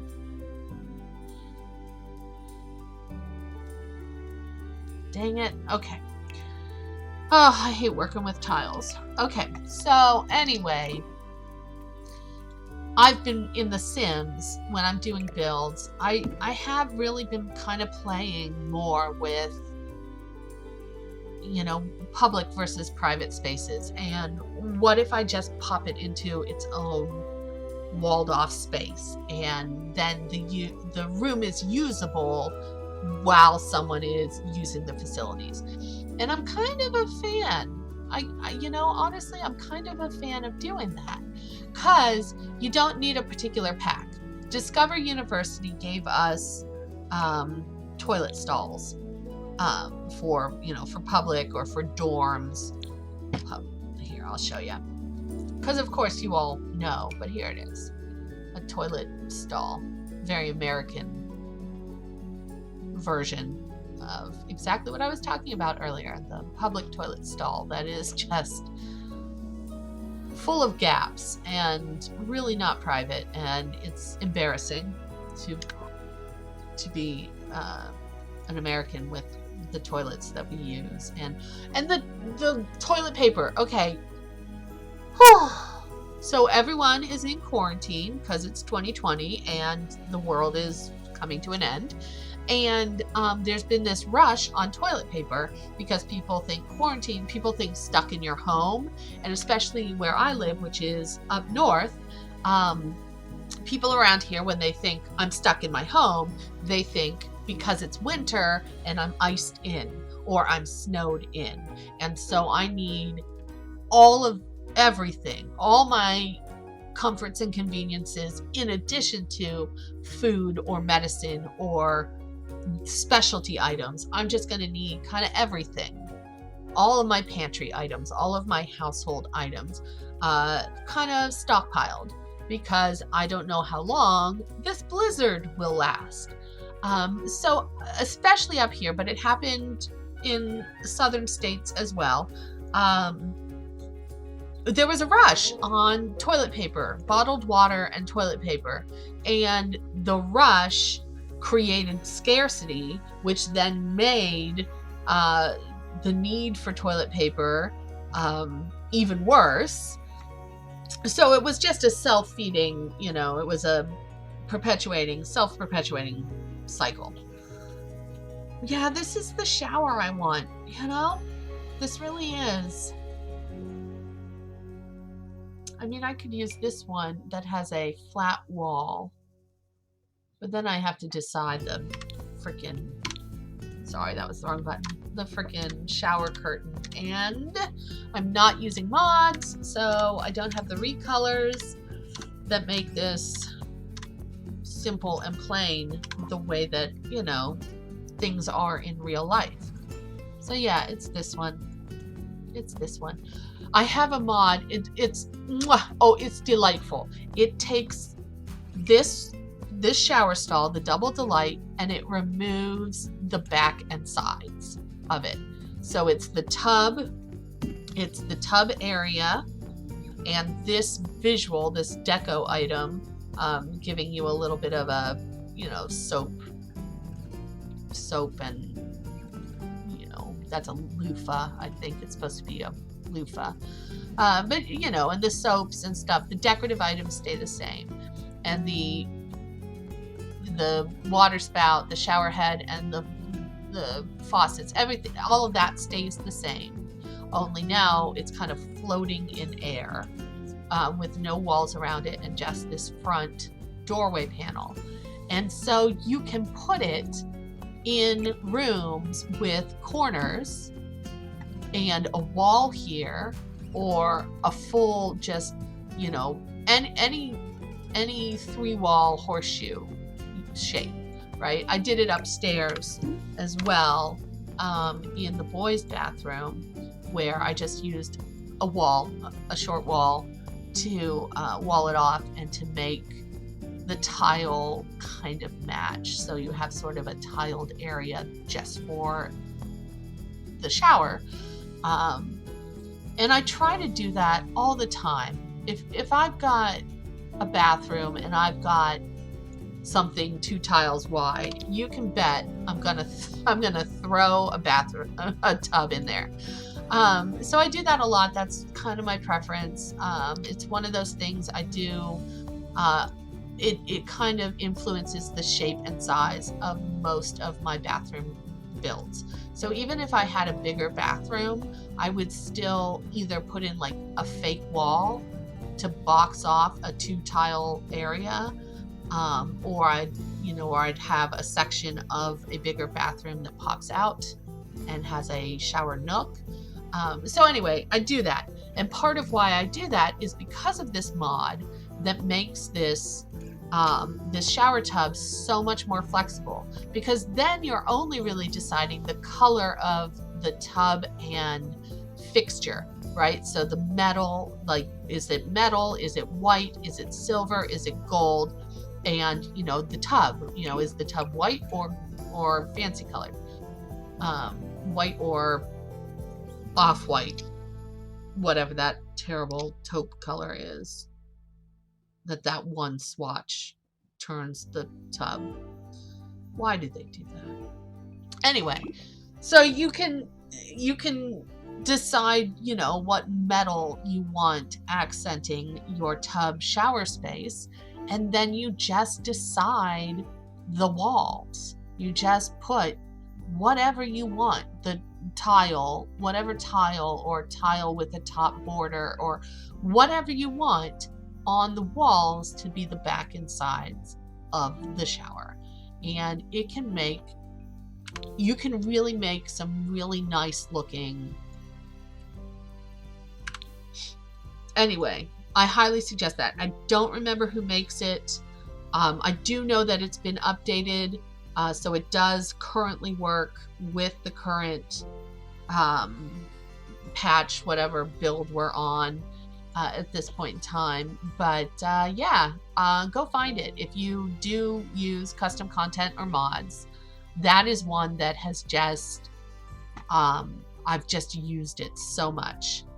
That mod, and then also, I'm pretty sure it was Simesa that did one that has a recolor of this tub. The tub from Parenthood does a recolor of it, where it just uses some very nice simple patterns, like some zigzags, some stripes, some dots, and then it has some solids, and it's just very nice simple patterns, very nice simple colors for the shower curtain. There's some graphics, some shower curtains that have like a pattern or a graphic design on them, but for the most part, it really is just, here is this good looking, you know, we like this shower tub, but with shower curtains that, you know, work in a room in multiple builds rather than specific builds. So I highly suggest looking at that. I believe that one is by Simesa. Well, here's Renora Sims. I must have not turned off my whole Renora Sims folder, because here's Renora's version of that, the extreme shower tub with the curtains customized. So we'll just take a look. So again, this is one where the back and sides have been taken off, so that you can put it in a room and decide your own tiles or whatnot for the walling. And then the curtain has, let's take a look. Let's go through a really expanded color palette. So here's the one that's not modded. This is the in-game one. Here's the color palette. They've got, you know, those. So this one, I believe, has the same color palette as this one up top here. These are the shower curtains that come with the one in game. Only now you can get them without the walls changing color as well. So you can control the walls and the wall color of the shower. You just change the shower curtain and fixtures. And then beneath that, we have, oh my gosh, some simple, just straightforward, typical kind of colors and patterns that one might find on a shower curtain. So like, you got this kind of pattern.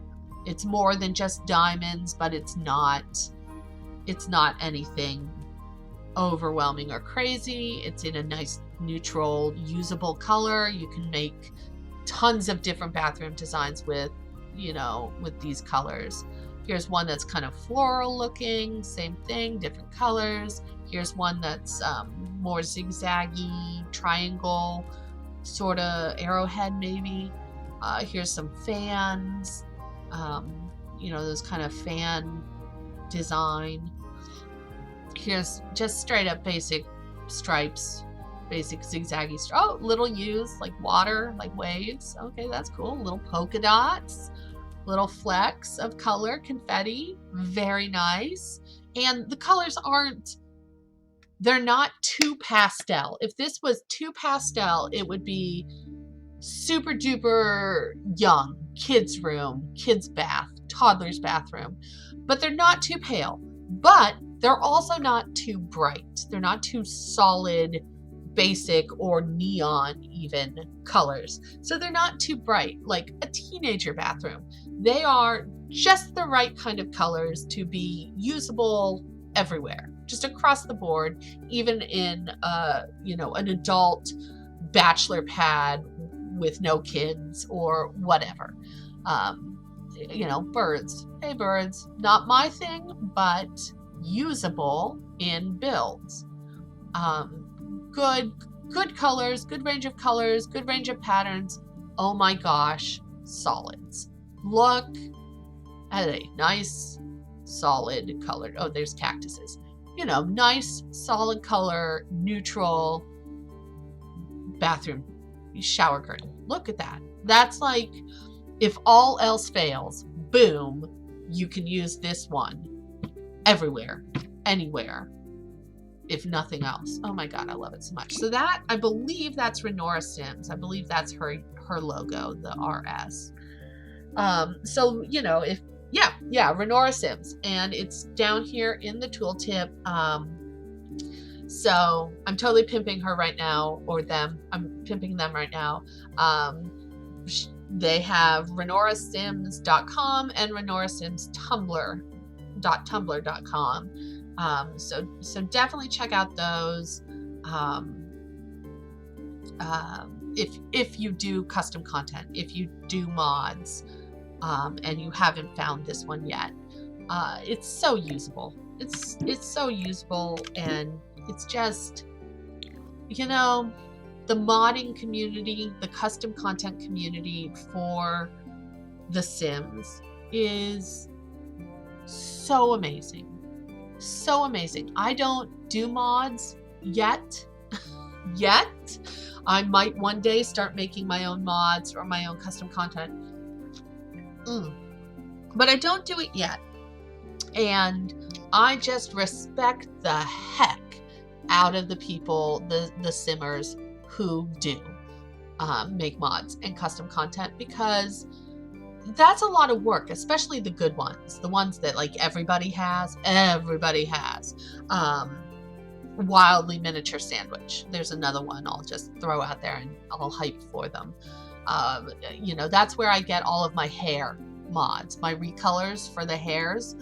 Wildly Miniature Sandwich has the purple, the purple that they have a palette with the purple that I use for my sim self.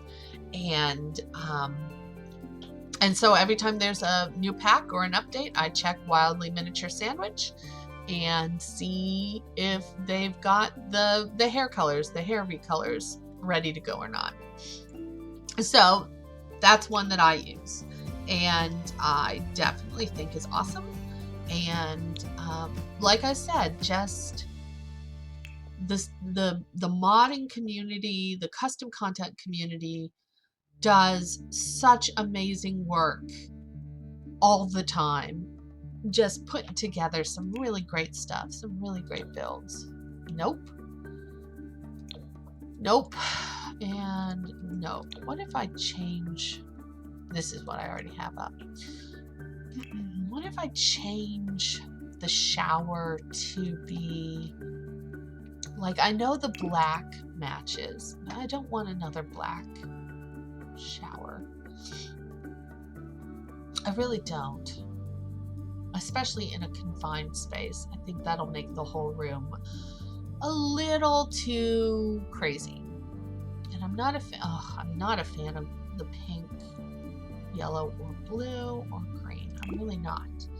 And I don't think, yeah, like this pink, green, and yellow and blue, I don't think they would match anyway. So that's just out. That's just straight up out. So, speckles doesn't work. Oh God, I swear I've been here before. I have been here before and it's not good. The outcome is not good. Sugar plums. And these, anything from Jungle Adventure isn't going to work. They have very distinct colors. I really like Realm of Magic, but not only does it not work, it also is only a half tile wall. And for a shower room, I want more tile than that. This one won't work. Although it's really fun, it doesn't work. What about bigger squares? Bigger squares that also do not match. Bigger squares that also do not match. That's my new rock band. Son of a gun. Nope. Nope. This is the same color palette as the other one. Oh, wait. This is not the same color palette as Digital World. It's the same color palette as the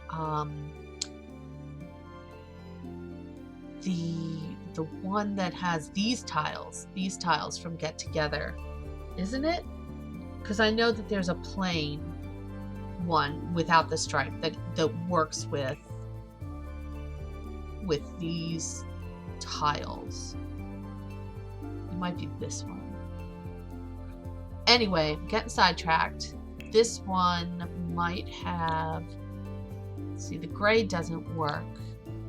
And that doesn't work either. But isn't that's lovely. That's some really nice, I like those tiles. I can deal with tiles that look like that.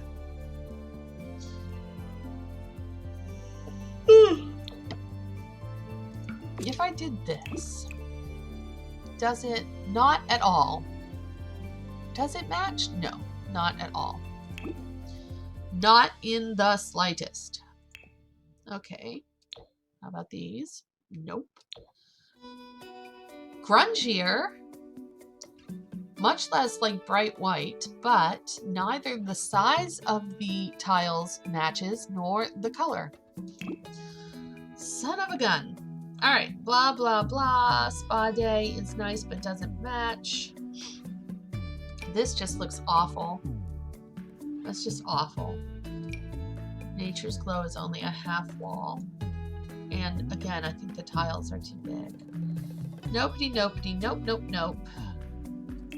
Does Slippery Walls have a color palette that matches? No. No, they don't. Why, base game? Why? I could just go, we're not even bothering to match. Blah. I really hate that kind of, like, we're just not going to bother. I mean, it's doable. It's not the look I'm looking for, but it's doable. And if I go with we're not going to bother, then I can really just choose whatever the heck I want.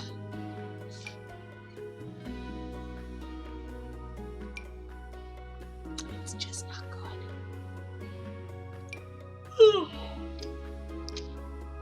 I tell you what, I love these, the two mosaic ones that have the detail around the top and the detail around the middle.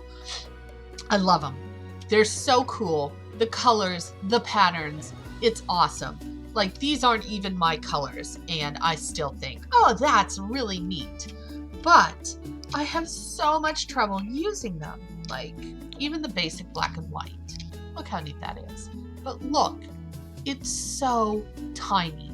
Those are tiny, tiny, tiny tiles. So there's a floor that matches this. And I love the floor that matches this. In fact, do I have the floor that matches? No, it's in somebody else's house that I put the floor that matches this down in the basement and was like, remember to use this. So anyway, you know, but it looks so hard to walk on. Like the floor, like you would never do a floor with mosaic tiles. Would you? I don't know. Tell me in chat or in the comments if you would make your floor that kind of tile. You know, that it's clearly mosaic tiles. It's not floor tiling or wall tiling. It's mosaic tiling. And I know that you could have this with a smooth finish, like with a top, like acrylic or something, like a top coat that makes the feel of it smooth. But if you don't, if you just leave it uncoated and have this texture, I don't know if I would do a whole room like that. I think it would be too much. I might do an outdoor like a pool deck, or if you have like an outdoor living area, maybe part of that I would do with walls or floors like this. But sometimes I feel like it's too much. Like a whole room, like let's look at a bigger space, like a whole room. The black and white isn't that bad because of the simplicity of the colors. But what if you're like me and you love purple, and so you want the purple design? Well, the purple design is this one. That's a lot. That's a lot of color variation. I mean, it's basically two-tone. It's basically a kind of gold, brown gold, and purple. But there's 1, 2, 3 different colors of that brown gold on the wall. And there's 1, 2, 3, maybe 4, depending on if you see that as a different shade or not. So 3 or 4, again, in the purple. And that's not bad. It's just a lot. It's just a lot. And it's a lot of color, and it's a lot of little color. So it can make a big space feel small and cluttered, and a small space feel just genuinely chaotic and headache inducing. And that's just something you have to watch for when you're building. You know, the black and white, the black is basically black and there's a couple gray tiles to mix in with it. And the wall is white and gray. But there's something kind of uniform and background about these colors that make it a lot easier on the eyes, a lot less chaotic. But any of the other amazing, beautiful, detailed, colorful versions, I mean, look how lovely that is. That is so lovely. I would love to. Okay, I'm being bad, and I'm like, what if the mudroom had this in it? God, look how lovely that is. These are lovely neutral colors. This blue is just a nice. It's not too bright. It's not too bold. It's not too powder blue. It's not too infant blue. It's just a really nice kind of middle of the road, neutral, easy to look at, easily pleasing for a bunch of people, and not just a particular, I like midnight blue or navy blue. You know, those that get a lot more specific. This is an easy blue to like. And the walls, white and gray, you know, normal, just normal wall. So that's doable. But, like, what if you like a darker blue look on the wall? That's a lot for your eyes to look at. That's a lot for eyeballs to be dealing with. You know, like, that's a lot. And in an inside space, like in a smaller contained room,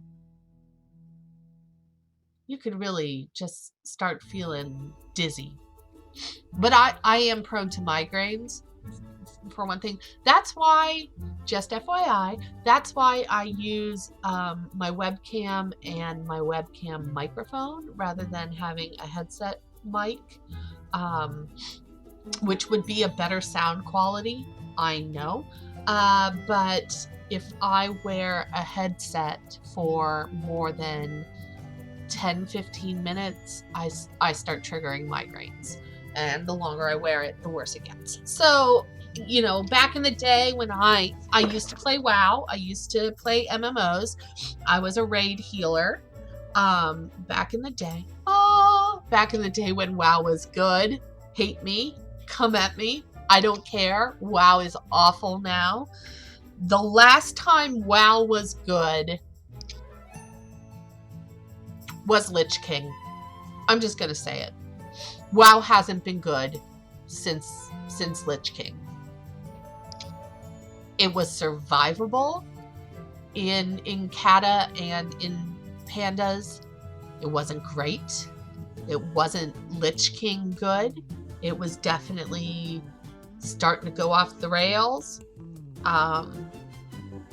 But it hasn't genuinely been good since Wrath of the Lich King. Raid healing. I'm a healer.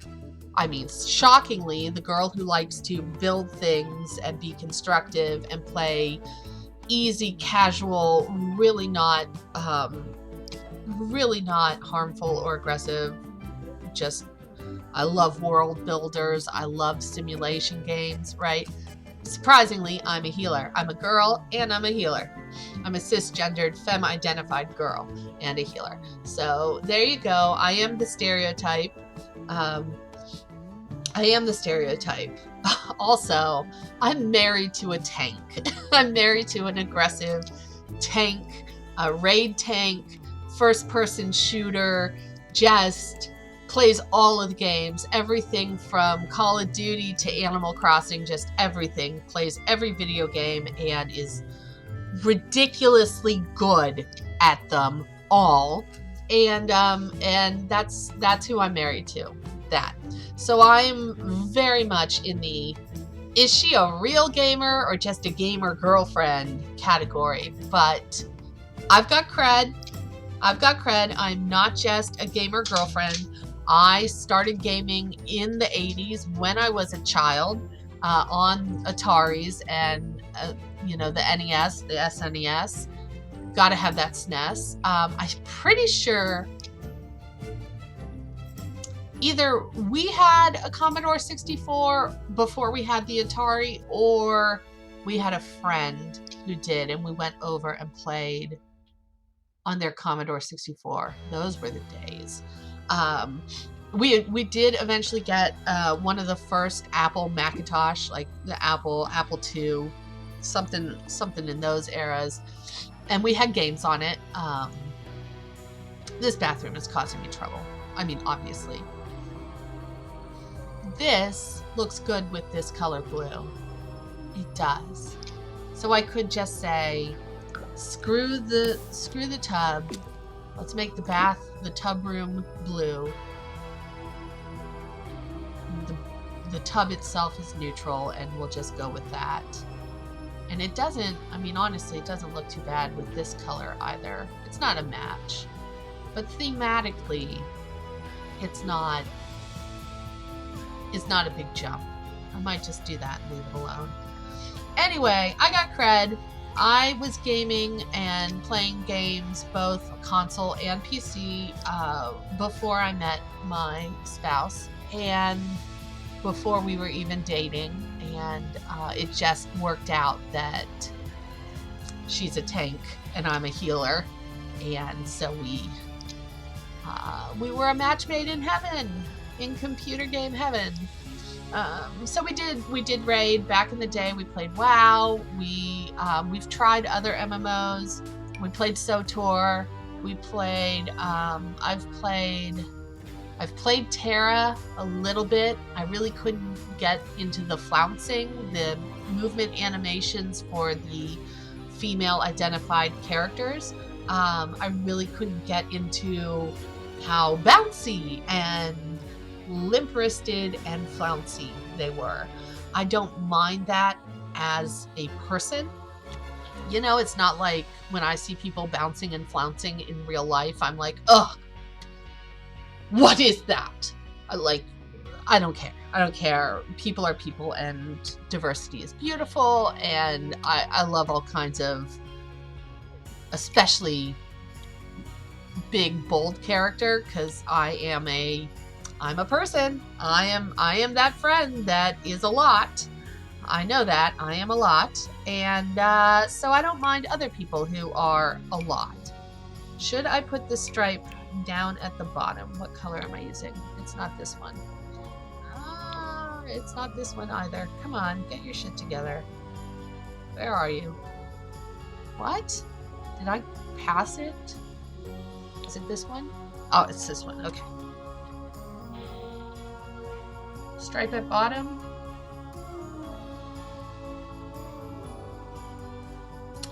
I don't know, guys. And again, I know I shouldn't be saying guys. I'm very sorry. Old habits die hard. I am working on saying y'all or everyone or gentlefolk. I'm working pretty hard on that. And failing pretty miserably. You're going to hear it a lot in my stream. Just saying. Just saying. I'm working on it. Feel free to call me out if I get too gendered. Because that's not cool. Anyway, yeah, so I've played SOTOR, Guild Wars 2. I played EverQuest back in the day. Just a little bit though, because I also, had to go to school and go to college, and not that my parents were like religious fanatics or crazy extremist nut jobs on one spectrum or another. It's possible to be too liberal, just the same way it's possible to be too conservative. But they were strict. My parents were pretty strict. So growing up, my childhood, we did not have TVs or electronics in our bedrooms. We weren't allowed. So TV was a family thing that everyone had access to, in a living room, game room, a TV room, and you had to trade. You traded off every life, and you didn't get away with cheating, which was terrible for me. It was hard because I do have a steep learning curve. Okay, I do. So when I'm playing a game for the first time, especially on my very first go through, I go ridiculously slow. I mean, could you tell how many hours have I been just fiddling with the same room? So I go incredibly slow, and I know it. And so I tell people who are gaming with me, just go ahead. Like, I'm going to take a while. I am going to read the quest text. I'm going to pay attention to the story. And that's what I do. That's part of how I do it. That's part of how I play. And I don't want to hold people back because, other people play in different ways. And so I really don't want to hold people back. So I tell them, just go ahead. Just go ahead. For the first playthrough, for my main character, I'm going to go through the text. I'm going to read the story. I'm going to pay attention to the details. Why don't those grays match? Let's try the white. It's a little better, but it's still not the same. I swear there's flooring that matches. Oh, well, there's the exact match. But I know that there's flooring that is small. Maybe this one? This is a match. This is the plain flooring that matches. It is the Get Together pack. So look at that. I like that it matches, but I really don't like that it matches. Don't you think? It's a little too much, like to walls to floor.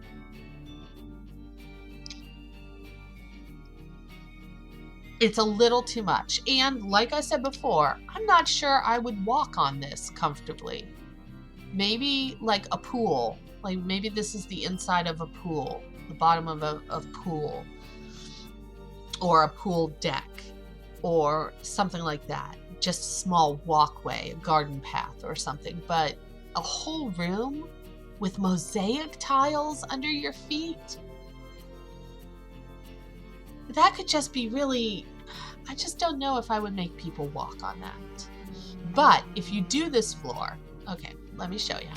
Let me not accidentally zoom all the way out. That was silly.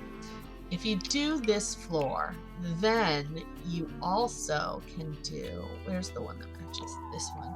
You can also do the floor decoration that pairs with it. Look how gorgeous. Like, isn't that great? Ugh.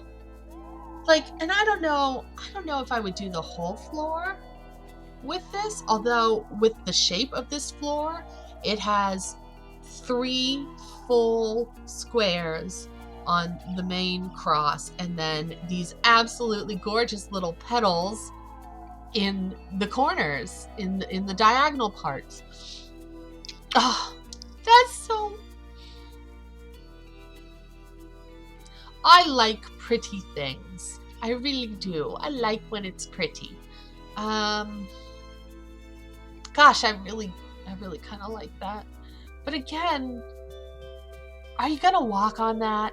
Would you really feel comfortable walking on that? Part of my problem is that I walk in my house in bare feet all the time. We're one of those households, even in America, where it's not as common, although it's getting more common.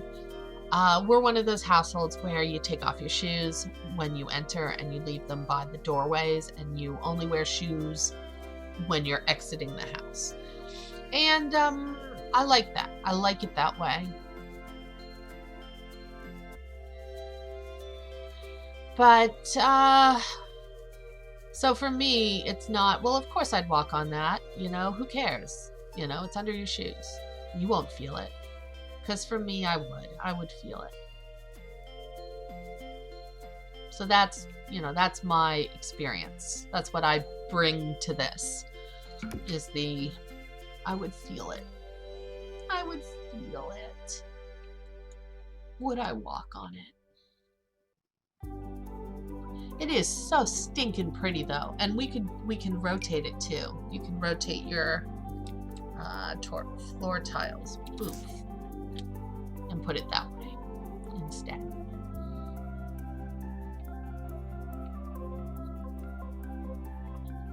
And that's really cute as well.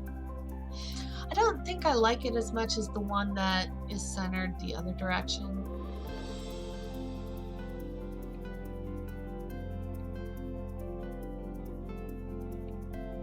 Yeah, if I do this, it's gonna be that. Yeah, I think so. I mean, look at that. That's nice. Would we do it inside here as well? Oof. Honestly, I don't think so.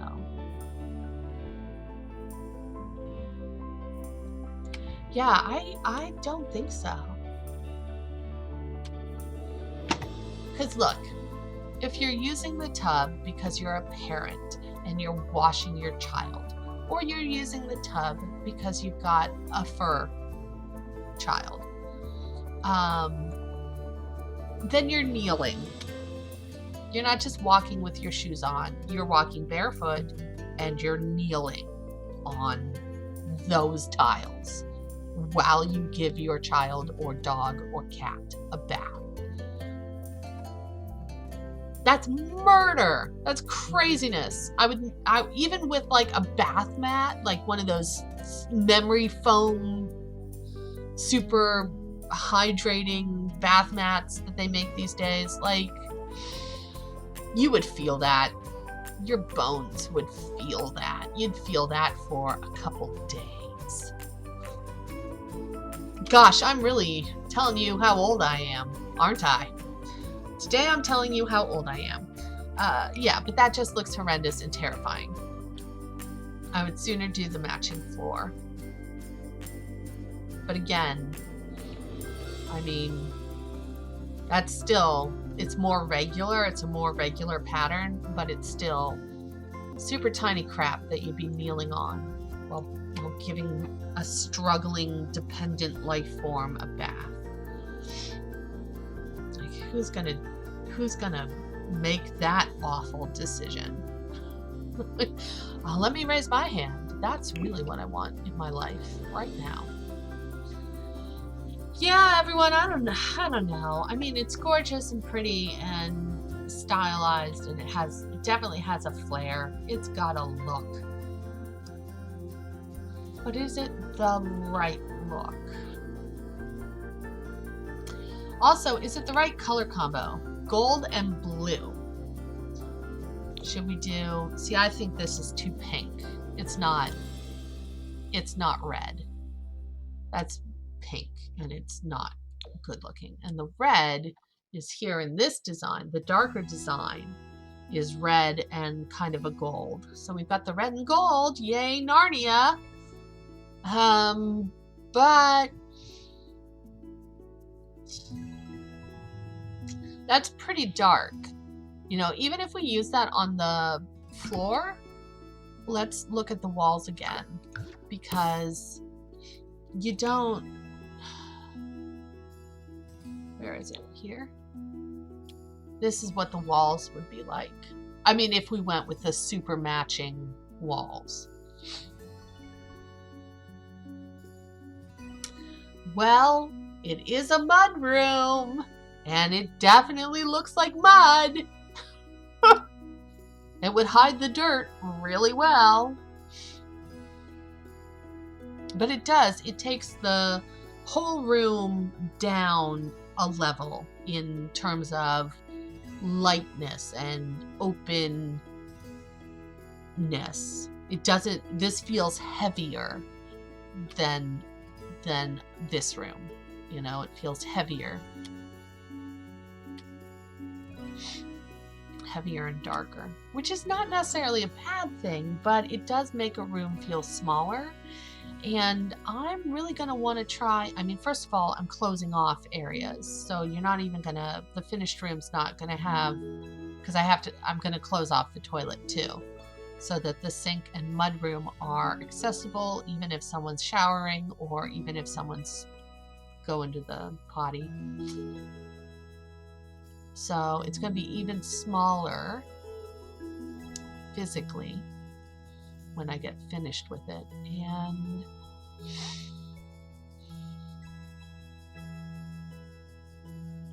I mean, red and gold is nice for Narnia, but does everything have to be in Narnian colors? No, it does not. It does not have to be. But what about... We don't like the pink. We could just go black and white. We could just do black and white.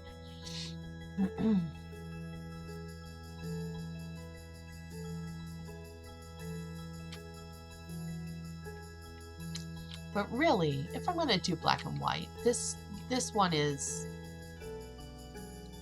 a fairly equivalent.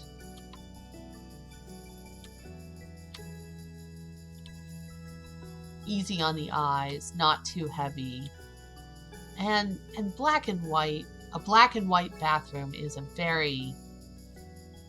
that's a look. That's a very definitive, kind of modern look. And I don't want that look. Not for this build. No, nope, nope. That's a pool. I mean, that's a pool. You're inside a pool.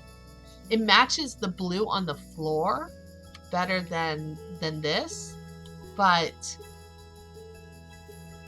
how do you not look at that and think that's the side of a pool? Why am I not swimming right now? I feel like I'm underwater. Right? I mean, I'm right? That's a pool. How about this one? Neutral colors, but we're kind of back to the black and white. Kind of, it's a very look, and it's kind of boring. What does the floor that matches this look like? Like, really? Does it have any color at all? And this one is nice, but way too dark, way too heavy. So let's check out the floor that goes with this tile, because, you know, I'm an indecisive, totally ridiculous, have to see it before I believe it kind of person. This is what this floor looks like, and we're going to, nope, that's a good rotation. So there's this floor. Let's look at it on an angle so we can see it up against the wall that I did that matches it.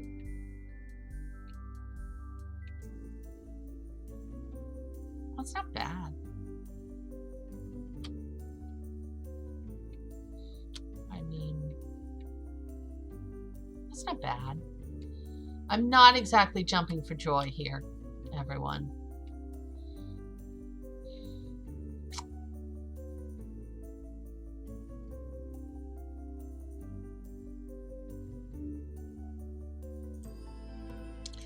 And then there's a part of me that's like, okay, what if we got jiggy with it? Wow, that's a dated reference. And what if we only use the special detailing design on like the perimeter, like the outer corners, and just had solid in the middle, and it would be this solid or this solid, like in the middle. But then I'm like, there's pretty much only one middle square. I mean, this part would be solid, and probably in here in the shower room as well. We just do solid. But again, I don't want this on the floor in the shower room because you have to kneel on that, and that's not comfortable. So it would just be this square plain, and that's stupid. So maybe I just do this square decorative and all the rest of the squares plain. But then you have the problem of the wall just bleeding right into the floor and being like endless wall. Endless wall. So I don't like that either.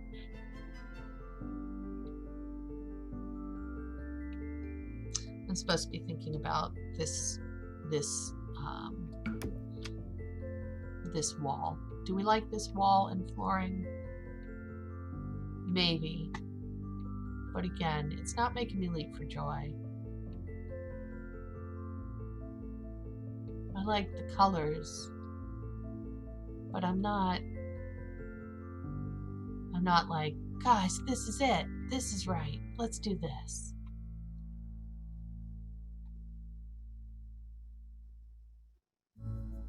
And I do like to feel that way when I'm doing a build. I do like to hold out for the option that ends up being, oh yeah, I want the option that's right to be evocative. I want to be like, yes, this is it, yes.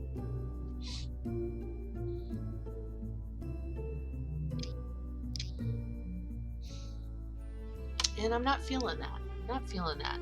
So let's take a look at the floor again real quick and put it back to, oh, just because I know you're all dying to see this, but if you're a fan of purple like me, check this shit out. Boom. There's your purple. I really like that. I mean, I'm not a gold person. I kind of get nuts when people pair purple and gold because they always pair purple and gold. I am a purple and silver person, and that's a little more rare. But this is pretty typical, you know, purple and yellow, purple and orange, and yellow and gold tones are what's the name for them on the color wheel? They're opposing colors. They're that special pairing that makes the colors pop because they're so diametrically opposite each other. The contrast makes both of them better than they were alone. So that's you know, purple and gold. It's technically on a color wheel. I think it's purple and orange. It might be purple and yellow because maybe it's blue and orange. I'm thinking back to paintings I've done in the past when I was in school and the teacher was like, this is the opposite color project. You're only allowed to use opposite colors. So pick your primary color and then, you know, then you'll have your opposite, and you can only use shades of those two colors in your project. And I think I did my Tigger.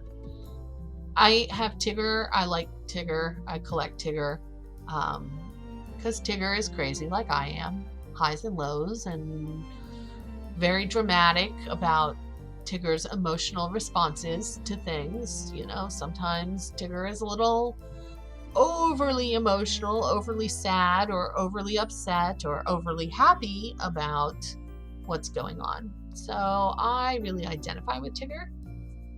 I have in the past when I was younger. Now I'm like, I'm just tired. I just don't give a crap anymore. So I'm like, I'm just too tired for this shit. But yeah, so I think I did a picture of one of my Tigger stuffed animals, and blue was the opposing color to the orange. So I think, yeah, purple is yellow.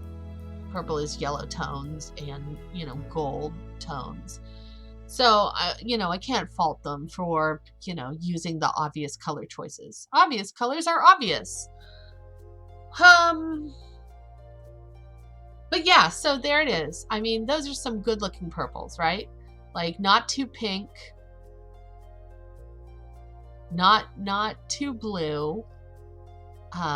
Although that if you're going to take your purple in a direction, I go blue with it, not magenta, not mauve. But these look like good purples. Good jewel tone, middle of the road, definitively purple. Couldn't be mistaken for some other color like pink or magenta or mauve. I mean, those are purples. Those are lilacs and lavenders and just purples. And that's awesome. That's some good purple there. And in a pretty little design. A little functional, not too floral, but also not too checkerboard or boring. It's just a neat, organic looking butterfly wing or floral in a very simple, basic way. Boom, there it is.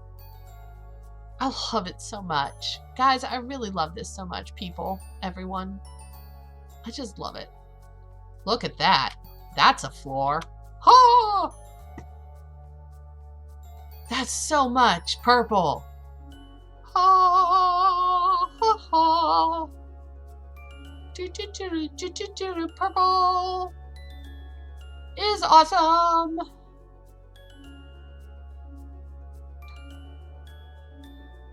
I gotta stop just hypnotizing myself with purpleness. Okay, let's in a way, this dramatic flooring actually also kind of matches. It's not the match, it's not the matchy match, but it's got, you know, it's basically a darker version of that blue stripe. And this color, this neutral gray, whitish gray color, is the outline being used in that central design. And this background color is that background color. The basic stripe color is right there. So in its own way, this also matches this lighter version, don't you think? Am I just making that up? Am I making that shit up? So here, we're gonna put this back to these walls whenever my game wants to respond. There we go.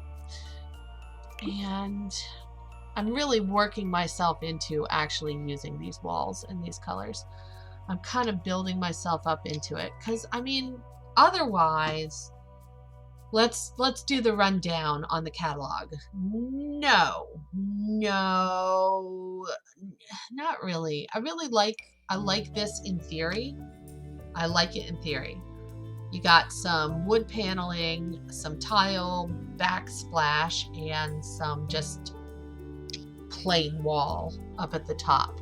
In theory, I really like this. I love it for kitchens. This makes a lovely little backsplash. But the colors are wonky. This green is kind of one of the only color combos that I don't hate. Which is really sad, because in theory, I like this pattern and this random but still linear and very plain, but still kind of random. I love that. But look at these freaking colors. Here's the purple. Not bad. A little pastel, but not bad.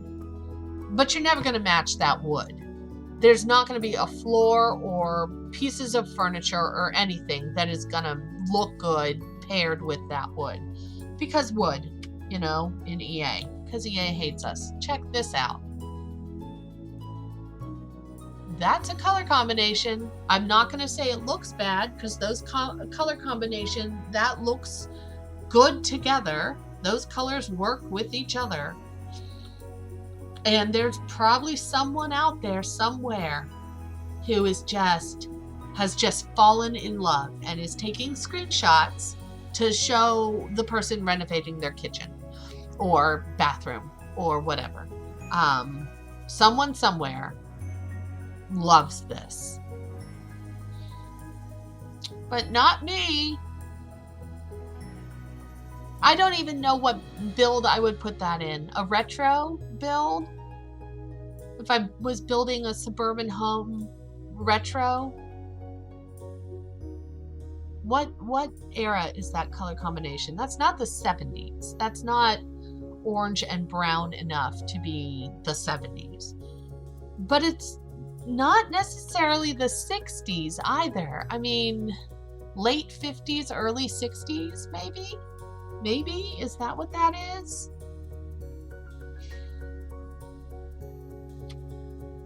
Is that Americana colors? Here's another version. Lighter greens and some taupey khaki colored browns. Not so bad. Again, you have this gray wood color that what cabinetry is gonna look good paired with that in a kitchen? So it's just troubling. It's not bad, but it's not great either. It's very particular. It's going to require a very particular person to like this and want this in their house. And that person exists, but I'm not building for them. Here's another one. Better. I kind of find the darker greens and blues a better color palette than the one that had the khaki brown in it. So it's not horrible. That's not terrible. I do the darker green and this green with the stark contrast. I am a fan of high contrast compositions. So I don't mind this one. This one I think is interesting. It's more interesting. This might be better colors, but I find it less visually stimulating because the contrast is lower. It's a little more bland. But, you know, not bad. How about this? Who likes this? This is like someone vomited Easter eggs and Skittles. Maybe not Skittles. Maybe just straight up Easter eggs. An Easter basket, you know, with the grass, the Easter grass in it as well. That's just an Easter basket. Partially digested chocolate and the pink and blue pastel of an Easter egg. Just yes, if you like this color combo, and I know there are people out there that look at this color combo and go, that's my kitchen. That is my future kitchen. That is my future bathroom. Holy crap, I love that. And that's fine. That's you. You do you. You do you. All day long. How about this one? Blues and orangey browns. I like the wood paneling. That's nice looking, just basic wood paneling. And we've talked about wood and EA and how they hate us. But this is more, I don't know. I mean, it's not circus colors because there's no bright yellow or bright red and orange. But it's also not neutral colors. It's very particular colors. You have to have robin egg blue appliances in your kitchen or something.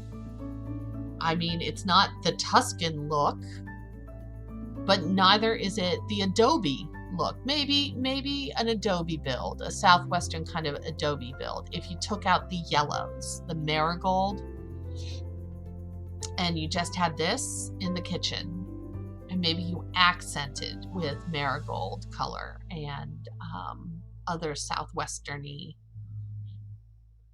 Maybe you could use this in that kind of an Adobe Southwestern sort of build. Thematically. Maybe that's where I would put this. Maybe. I don't know. How about this one? How about that? I mean, is that 70s? Is that a 70s build with this dark brown, darker brown wood paneling and this super bright orange and yellow gold colors? The blue is an interesting choice to pair. I mean, we just talked about how blue and orange are technically on the color wheel. They're good contrast choices to go with each other to brighten up and make your composition just go, huh, pop. There they are, blue and orange. So I can't say I don't like that, but I just don't know. What room would you put that in? Would you use this in your kitchen as a backsplash, as a really interesting looking backsplash? Maybe. Maybe. I don't know. If I would put tile in a kid's room, like a child's room or a child's bathroom, maybe I would go this direction. But you wouldn't put a tile wall in your bedroom or your playroom or your nursery. Not unless you had a kitchenette in your nursery or your infant's bedroom. If you include a kitchenette, like a mini fridge and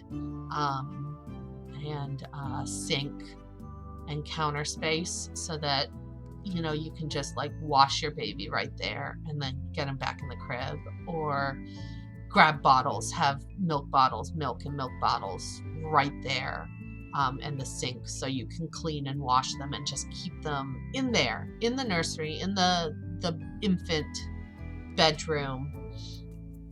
So maybe in that kind of space, in the kid's bedroom, you'd have a wall or two that have this color on them, this tile, and then the rest could just be like a plain wall with the wood paneling at the bottom or the halfway.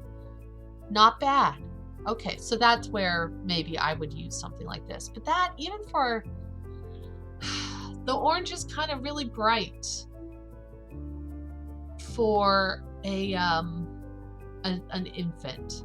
For a kid, not bad. Kids' retinas and eyeballs are developed enough to see, to properly process and see this kind of bright color, these oranges.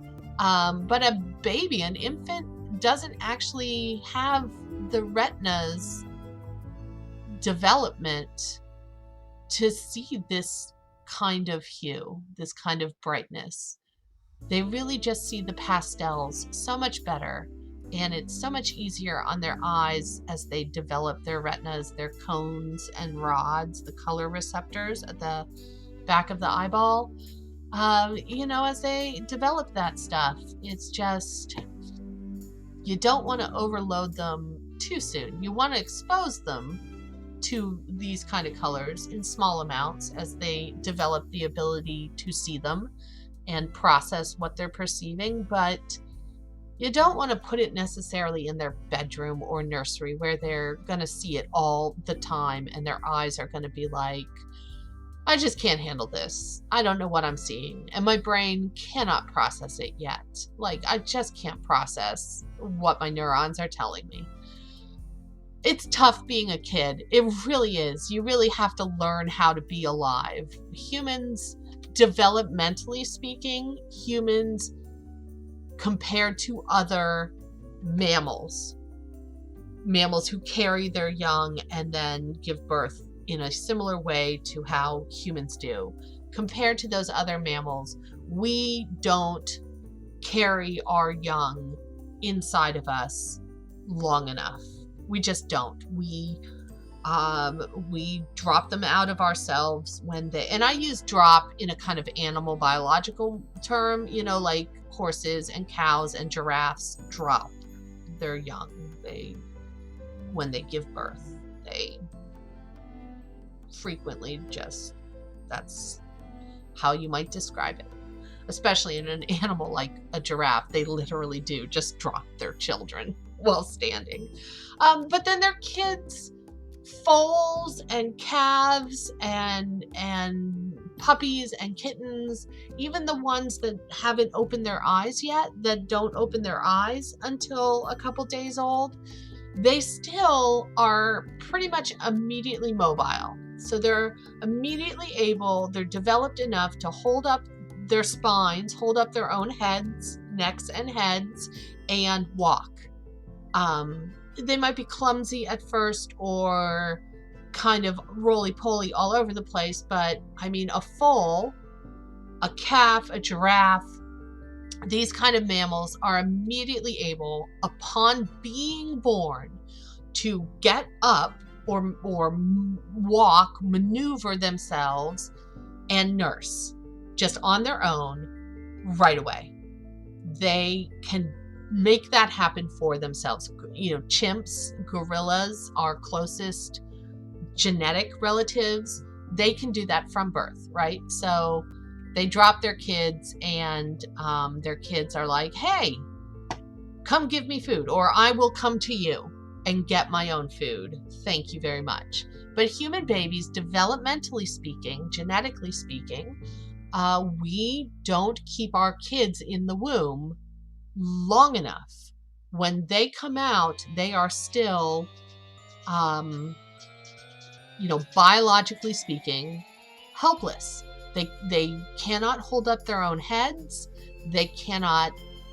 They're not independently mobile. They can't just get up and start walking or crawling or moving themselves, or learning how to move themselves. In the case of like puppies and kittens that are kind of roly-poly when they first come out.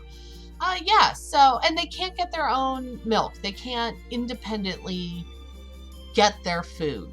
They are wholly dependent on a mature animal, like a mother or a father, a parent, a wet nurse, or if you're bottle feeding with formula, an adult, anyone adult enough to hold them responsibly, bringing the food to them and putting it in their mouth and helping them latch on and consume appropriate food and nutrients. And that's humans. That's human babies. We don't keep our babies in long enough, developmentally speaking. So they come out still having to do a whole lot of work, physically, bodily, biologically, wise. They have to do a lot of work outside of the womb to develop themselves, their senses, their mobility, their strengthening their muscles and their spine, and the ability to hold up their own head. They have to grow into their heads. Human babies, compared to other mammals, have very enlarged heads, skulls, relative to their body size. In the womb, our babies put a lot of time and energy in the womb, in utero, into developing the skull as big as, and the brain as big as it can possibly get before being delivered. And that was actually theorized to be why we delivered so early, was that the skull just gets so big that it can't fit through a pelvis any bigger, so it has to come out when they come out. But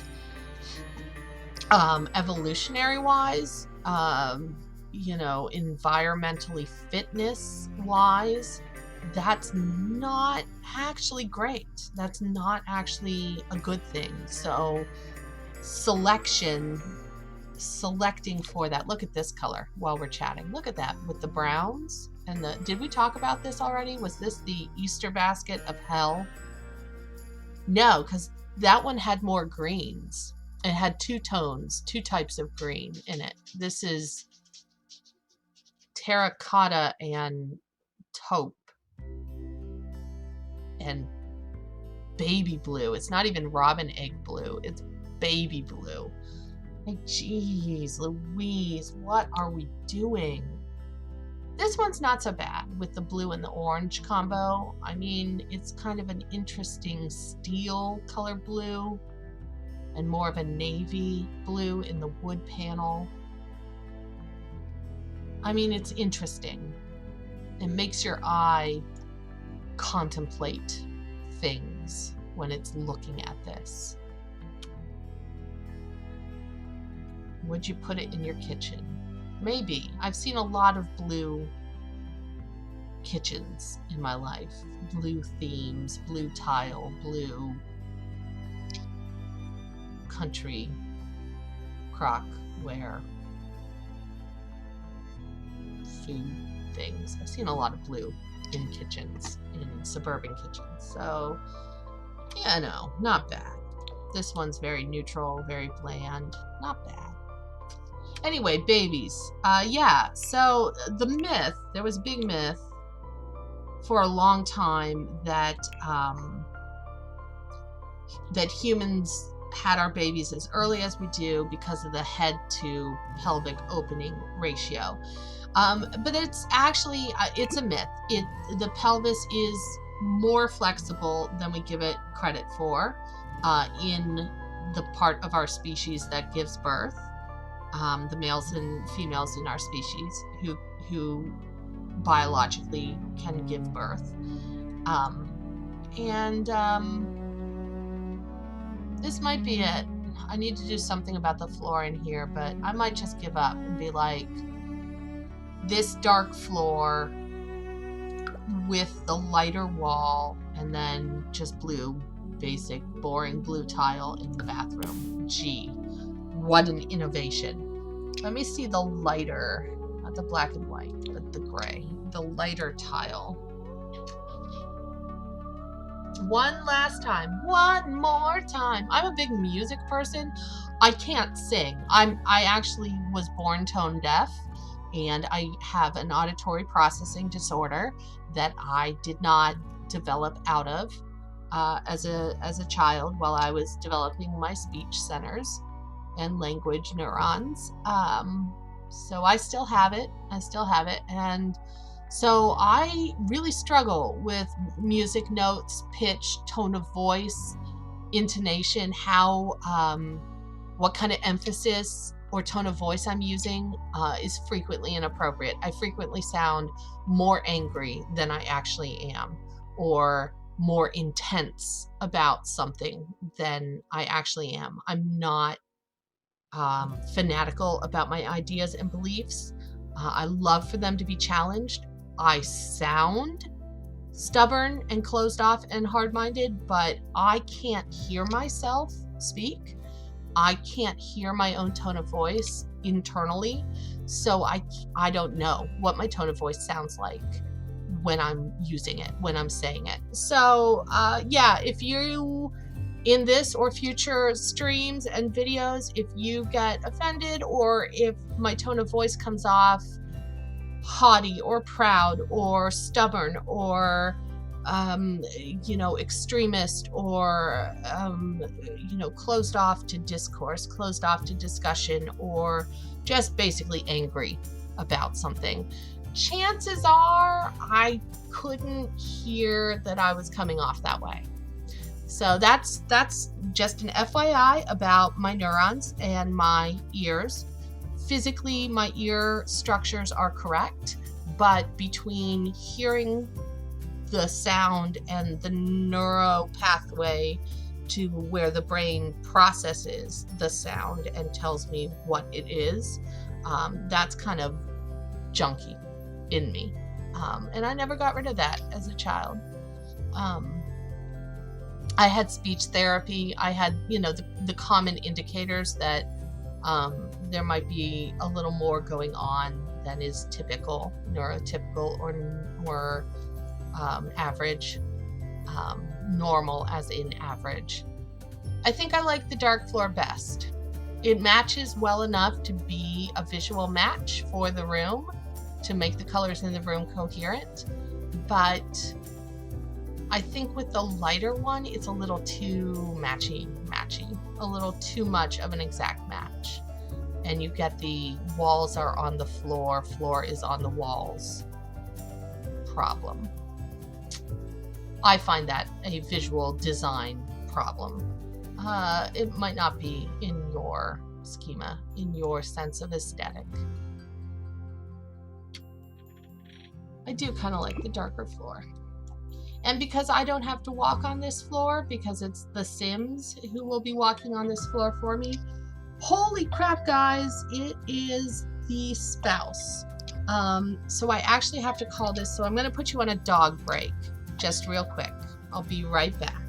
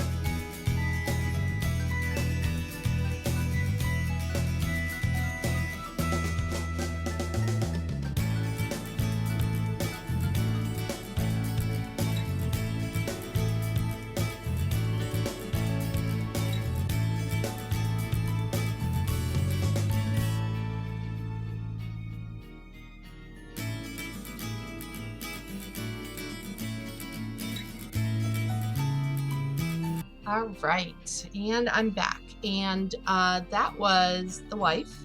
Since I've given away that personal information, that was the wife. I am married to another woman-identified, female-identified person whom I love. Oh, I love. Anyway, so the wife called apparently at work.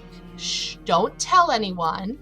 But at work, she pulled up the stream on one of her TVs or computers and just wanted to say hello, and that my webcam had frozen.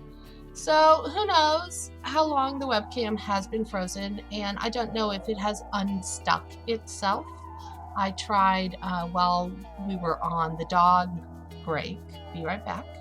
I tried telling my program to reload the camera, and maybe that worked.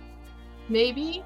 I do make tons of beautiful gestures and outrageous faces while I am talking, especially when I'm on a tear and not just talking about making decisions about furniture and walls, but when I'm going crazy about something, which I do often, since that is kind of the point for this channel, kind of. I just kind of made this channel so that I could just talk about the things going on in my head on any given day to my friends and my fam. And if you're watching or subscribed, yeah, you're included in the fam, the friends and fam category. So, you know, introduce yourself at some point in time when you're comfortable in the comments or on the discussion tab. I'm looking at this floor now, which is why I'm zooming in on this area, because I think I'm settled. Oh, there's kind of a purple-esque sheen to the wall and to the white and gray part of this. That was not on purpose. I swear, hand to God, I did not do that on purpose. I mean, straight on, it looks white and gray and neutral and not, you know. Are you seeing that? Is anyone else seeing that? The purple sheen at certain angles, certain camera angles? Because this to me all looks kind of purple and green in this really subtle, beautiful, very patina, not, you know, colored, but just as a sheen, just as like a patina that is being picked up by the lighting, by the cut of the tile. I mean, I saw it a little bit on the floor too, on the floor tiles. See, like right in there. Doesn't that seem to be picking up a little purple and green coloring in the tiles around it, even though it's supposed to just be gray and boring and white? Okay, so Mercy just came inside to tell me that it's almost snack time and that I'm going to start having a diabetic crash if I don't eat something soon. And if my wife is still listening, yeah, she's going to be screaming at me. I ate breakfast. I did. I had breakfast. I did have breakfast. I had my tea. I'm drinking my water, so I'm not like super crazy. I will go eat a candy bar or a banana. We got bananas. Guys, we got groceries, everyone. This is big news. We got groceries yesterday. My wife went out because we're trying to keep me actually in the house and not just mask and protective 6 feet different distance, like social distancing. We're trying to keep me. My doctors agreed at the beginning of all of this when things started picking up. They were like, yeah, you should stay in your house. You should not leave your house. We're going to rearrange your doctor appointments and your upcoming scheduled visits and things. And we're going to do video medicine, video chats from now on. As long as we need to, you should stay in the house. I just have some complex medical needs, a little more than normal being average, not indicative of something being abnormal or wrong in any way. Just, you know, not average. I'm not your average person. I do not have your average physiological needs and benefits. I have some differences going on inside, and so they put me in quarantine like right away. Not that I'm sick. We have not yet had the coronavirus come into the house. No one has the disease caused by that virus, COVID-19, and so that's a blessing, thank God. So my wife is she's essential personnel. I'm not really going to talk about her job that much. I'm not normally supposed to talk about her job that much anyway, and this is a very, very public kind of forum, so I'm not gonna go into details, but she is considered essential personnel at the job that she works at. So she is still going into work. She still has to go into work, and that's a little distressing for both of us and for our immediate families. And it is what it is. There's not a whole lot more that can be said about that. I mean, it is what it is. She has a responsibility to not just her job, not just her employer, but to the public community. She is a type of public servant, and she takes that seriously. I think I'm done. I think that's the floor. I mean, when I approach a build, I try to approach it the same way I approach a painting. And that is, there's some cohesion, there's some effort put into the composition to make it visually cohesive. And even if you have different things, you're using them in a purposeful aesthetic way. So you're choosing your colors, when you deviate from the established pattern or the established theme, and for this it's the Narnian kings and queens, that you're doing it on purpose for a particular reason, for either a variation on that theme or to introduce something that is meant to be extra, meant to be something a little different and special. And so for me in builds, that means a lot of the flooring is going to be similar. I mean, you don't go crazy with flooring in a house, or even like in a retail store or a business. You kind of have the floor, and the floor is everywhere. So this has a wood floor on the main living room and in the formal upstairs open spaces, public spaces that guests and visitors are going to be in. So yeah, I went with this wood flooring, and it is more or less everywhere in the living spaces. And then in the lower floor, you can see the stonework that is kind of right now my current pick for the courtyards and the stone established pathways that are going to be in the exterior. That's kind of the bedrock stone that I'm going with. I kind of feel like it is a thematic match to the exterior walls. The stone, I went stone and Tudor. Shocking. That's not just an aesthetic that I'm familiar with, it's also the aesthetic of the town, the neighborhood world that I'm using. I'm using Windenburg for this build. And so Windenburg, that's the theme. That's the aesthetic of that world, is the Tudor, stone and Tudor style. So I'm just kind of blending in that regard. That's cool.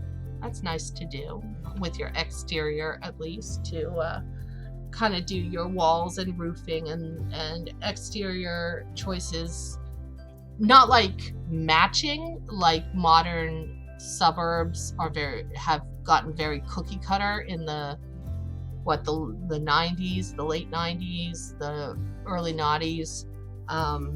You had the housing boom of the late 80s.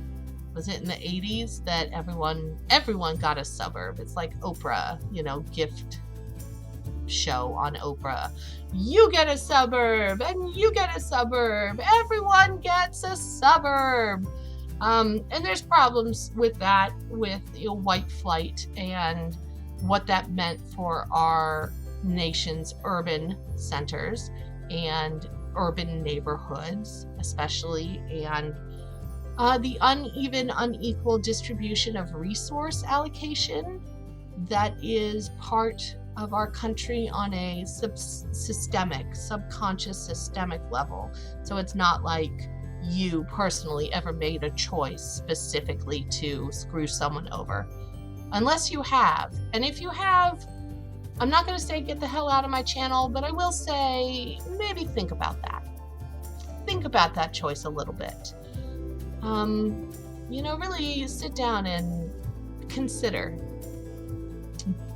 why and the bigger context of how you came to a point where you intentionally and purposefully made a choice to screw someone over. I understand that there are complexities and there's nuance and there's times in life where in real life you end up making a call, a decision that has ramifications for other people, and sometimes it's negative. Sometimes people are going to get screwed over no matter what you do. So I understand that there's reasons. So go ahead, sit down, have a think about your reasons, and were they justified or not, or were you cruel or bigoted or prejudiced in some way, and making the decision in part because of those character flaws, because of those things, and screwing someone over not just because it was incidental, and sometimes that happens in life, but on purpose because of something about who that person is, who they are, either by choice or by nature, by accident of birth, by things that are not their choice or under their control. Both of those things, a person can be, I'm just going to say prejudiced. A person can be prejudiced against another person about both types of things, about things they can control, choices they have made in their life, and also about the things they can't control, the things that weren't choices that just came naturally to their life. And neither one of those prejudices is typically a good thing to have, in my opinion. I'll go on record and say, let's try not to be prejudiced about any type of area in a person's life. Anyway, I was talking about aesthetics and composition for builds. So in the bottom floor, the ground floor, I've got the stonework native to this build, to this area. The stonework that they used, in my mind, it's local stone. It's the natural resources of their local area. So the stonework they used for the walls, and then they made it less rough and natural and a little more polished and smoothed and tightly interlocking for walkways and courtyards. And so that's the stonework that by default I started this ground level at. So here in the bathroom, I ended up making this very highly particular, unusual choice, unusual even by my standards, to make the mudroom area this particular, just because I could not. I should have been much more plain and boring. It's a mudroom on a ground floor. It's not even on the residential floor. But that's what I did. I did what I did. So in the bathroom, in the shower area, I used the plain, this sort of mottled very organic looking tile floor. I think it's a slate. It's it's Distressed Ruins flooring. Distressed Ruins flooring from the Jungle Adventure Pack. So it's not base game. Sorry. But I like the way a flagstone or a tile, a natural tile looks, even when it's in regular and not irregular. Like they have in this game somewhere, they have irregular. Here's like an irregular outdoor natural patio kind of look. Or like this one where it's just packed stone, stone and dirt or sand, that you'd find like outdoors, very irregular. But indoors you would find a more regular, with grout or something between them, smoother cut stone, to make perfect matching squares. But I still like an irregular look, a more organic look to those stones, especially in the floors. A more organic, the coloring isn't controlled the way ceramics or, that kind of tiling with a painted pattern or something, a glaze or something on them. Something that has a little bit of the stone texture and natural vein, natural color variants. I really find that attractive in floors. If you can afford it. I mean, it's a privilege thing. Not everyone can afford that. Some people have stone and earthen flooring that's very natural and organic, but by default, because they don't have flooring, they just have the stone or dirt flooring that is the cleared land underneath them. Or they have very simple basic flooring. They literally just have the local stone or the local matting or woven fibers, local textiles that you weave into like mats or flooring. So that's what, people in the world have a lot of different levels of what they have or what they don't have. And it's kind of funny to me, actually, that in post-colonial developed nations, and again, using those words loosely because I know words have power and meaning. So, even there. So in those nations, it's the privilege and the richer people and families and households that go back to nature. Very, very poor people have natural flooring because of context, because of circumstance. And very rich people, very privileged people, have natural flooring because it's a mark of privilege to go back to it, but nicer, So instead of natural, uncut, organic, loose sandstone with dirt in between, packed dirt, holding it together, or cobblestone or flagstone, you have cut stone and polished stone with regular edging and grouting or pasting between.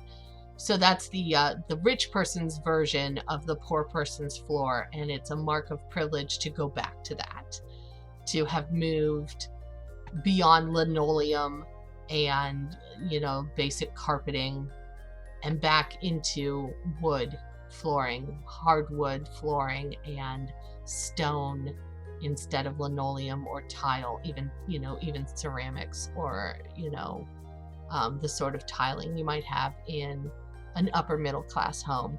Like even in our home, our kitchen is linoleum, and I would love to upgrade that. Don't you know, I would love to upgrade that to some sort of tile, ceramic or stonework or whatever.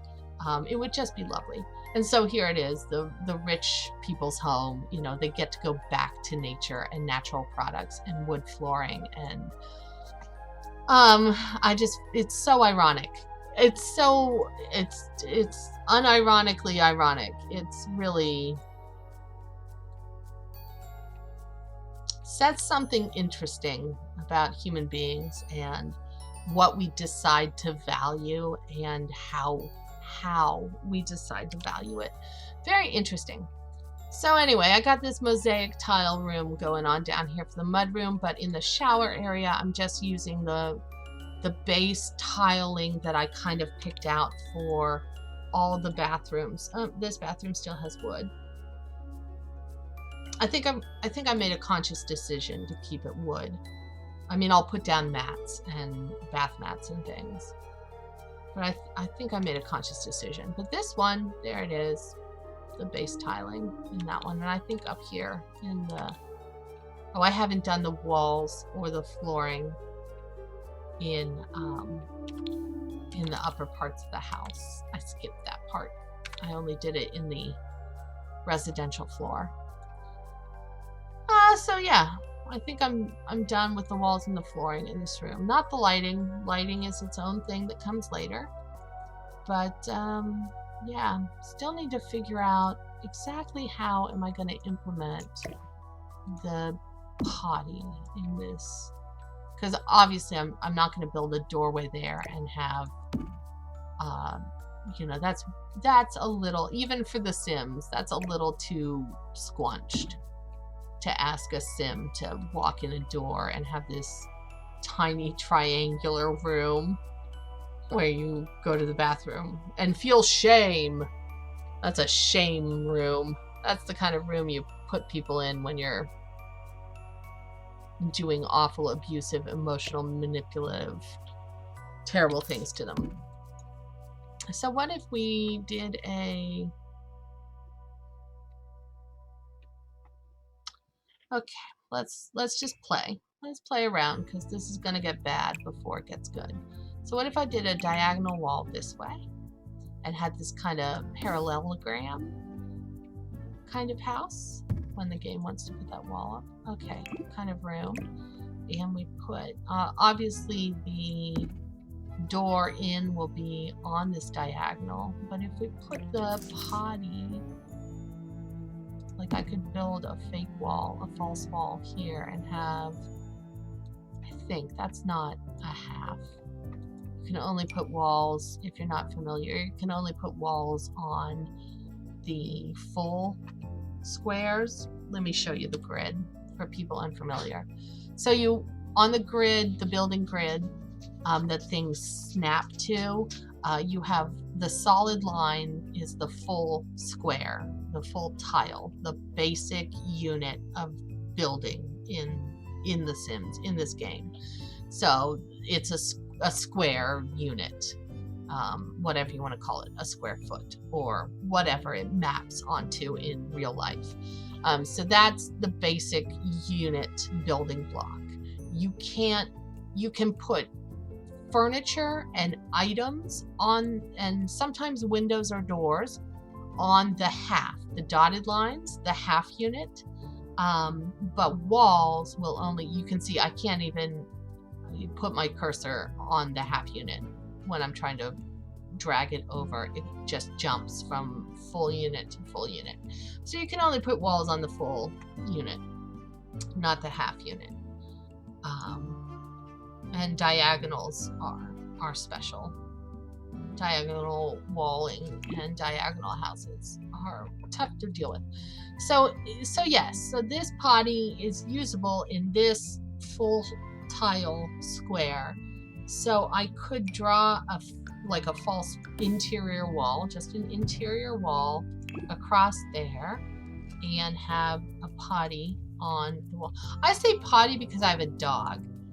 In the same way that parents say things like potty because they have kids. When you have young kids, you end up talking with younger language, less complex language. And so I have a dog who is basically the mental equivalent of a 3-year-old-ish.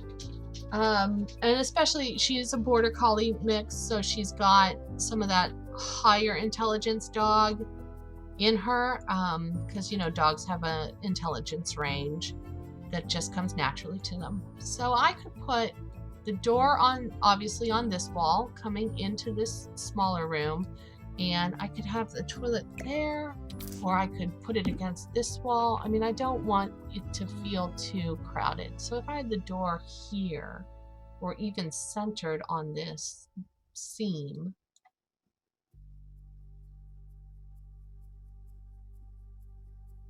I think you'd come in here and you wouldn't feel too crowded, would you? And then you'd have this space to do your potty and then come out. And it's not really enough space to like put in a wash, sink, a wash, the thing you wash with. It's not really on that level. So, but it's also kind of this weird shape. I mean, the symmetry nut in me wants to put a fake wall there, so that the actual space inside the room has this kind of symmetrical, strange, but kind of symmetrical shape to it. But if I did that, then the door would have to be centered on this wall, just this one wall span. And so that's basically right in front of the toilet. Like, you just walk in, bam, there's a toilet right in front of you.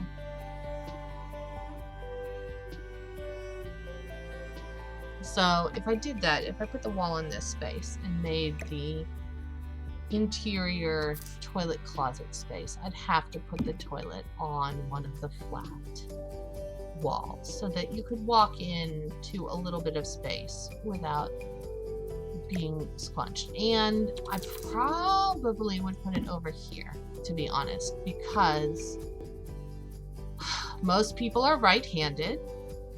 So most of the time with a toilet, you'll put the toilet roll to the right of the potty when you're sitting on it, because most people are right-handed and they want to reach for things with their right hand. It's their natural instinct.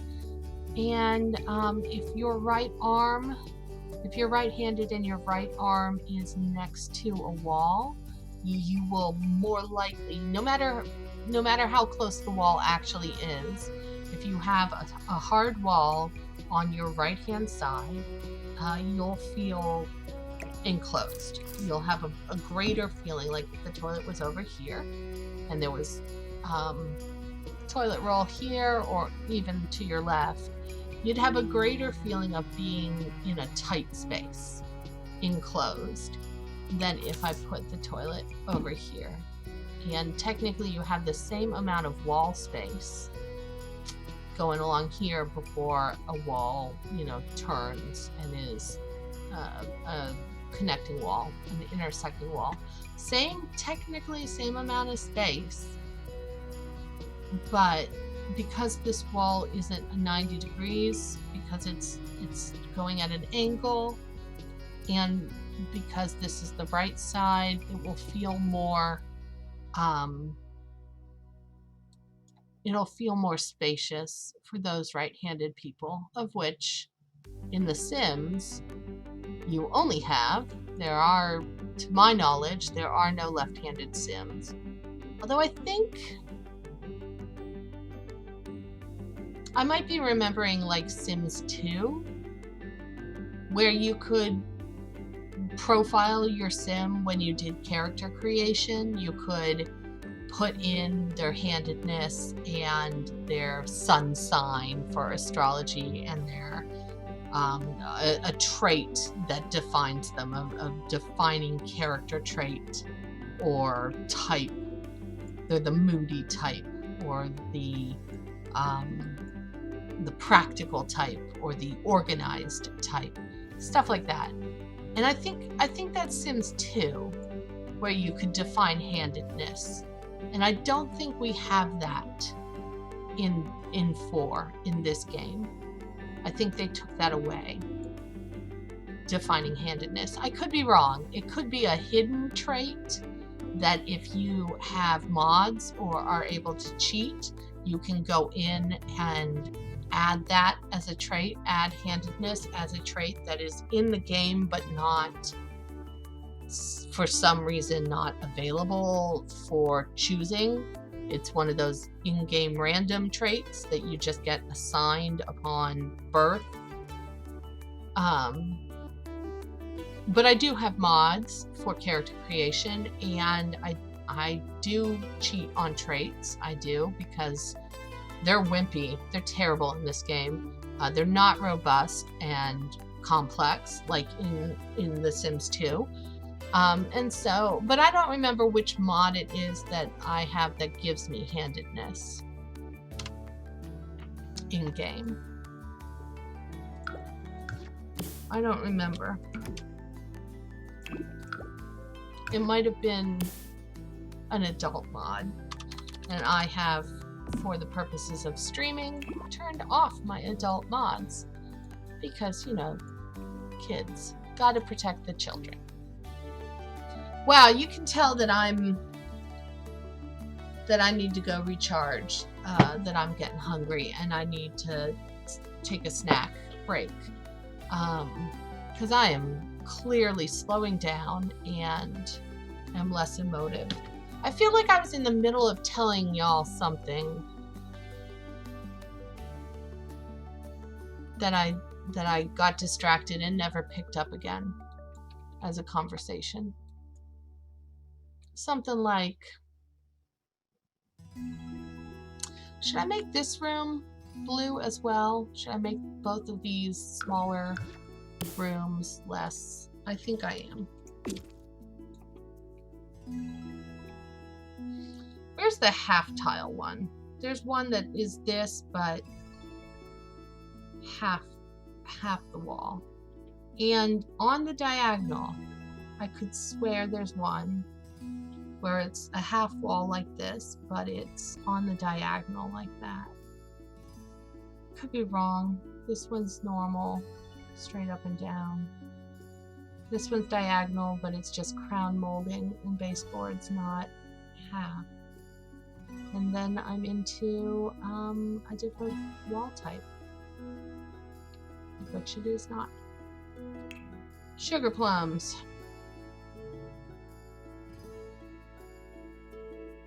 Oh no, here it is. Wow, yeah, I'm really gonna need a break. So we'll do this, and I'm not sure about it, to be honest. I'm not sure about the flow and the divisions of this line. And there's the 3 o'clock fairies, and as we all know, that is my cue to stop, and if I haven't eaten, to go eat a snack. So I'm going to leave it here for now. We got some decent work done today, finishing out upstairs and starting to work downstairs. And I mean, I had hoped to do more, but I also know I got pretty talky in the middle and started chit-chatting about some heavy stuff, really. I didn't mean to get all serious. And there's the wife on her way home. So let me make her quiet and just say, I love y'all. Please take care of you. And I'm super happy to be doing this and to be chit-chatting with y'all. And, you know, you do you. And I will see y'all next time. Oh, you know what? That's not on a hotkey anymore. I took it off so that I wouldn't mess up anymore. Okay, so thank you for watching. See you next time.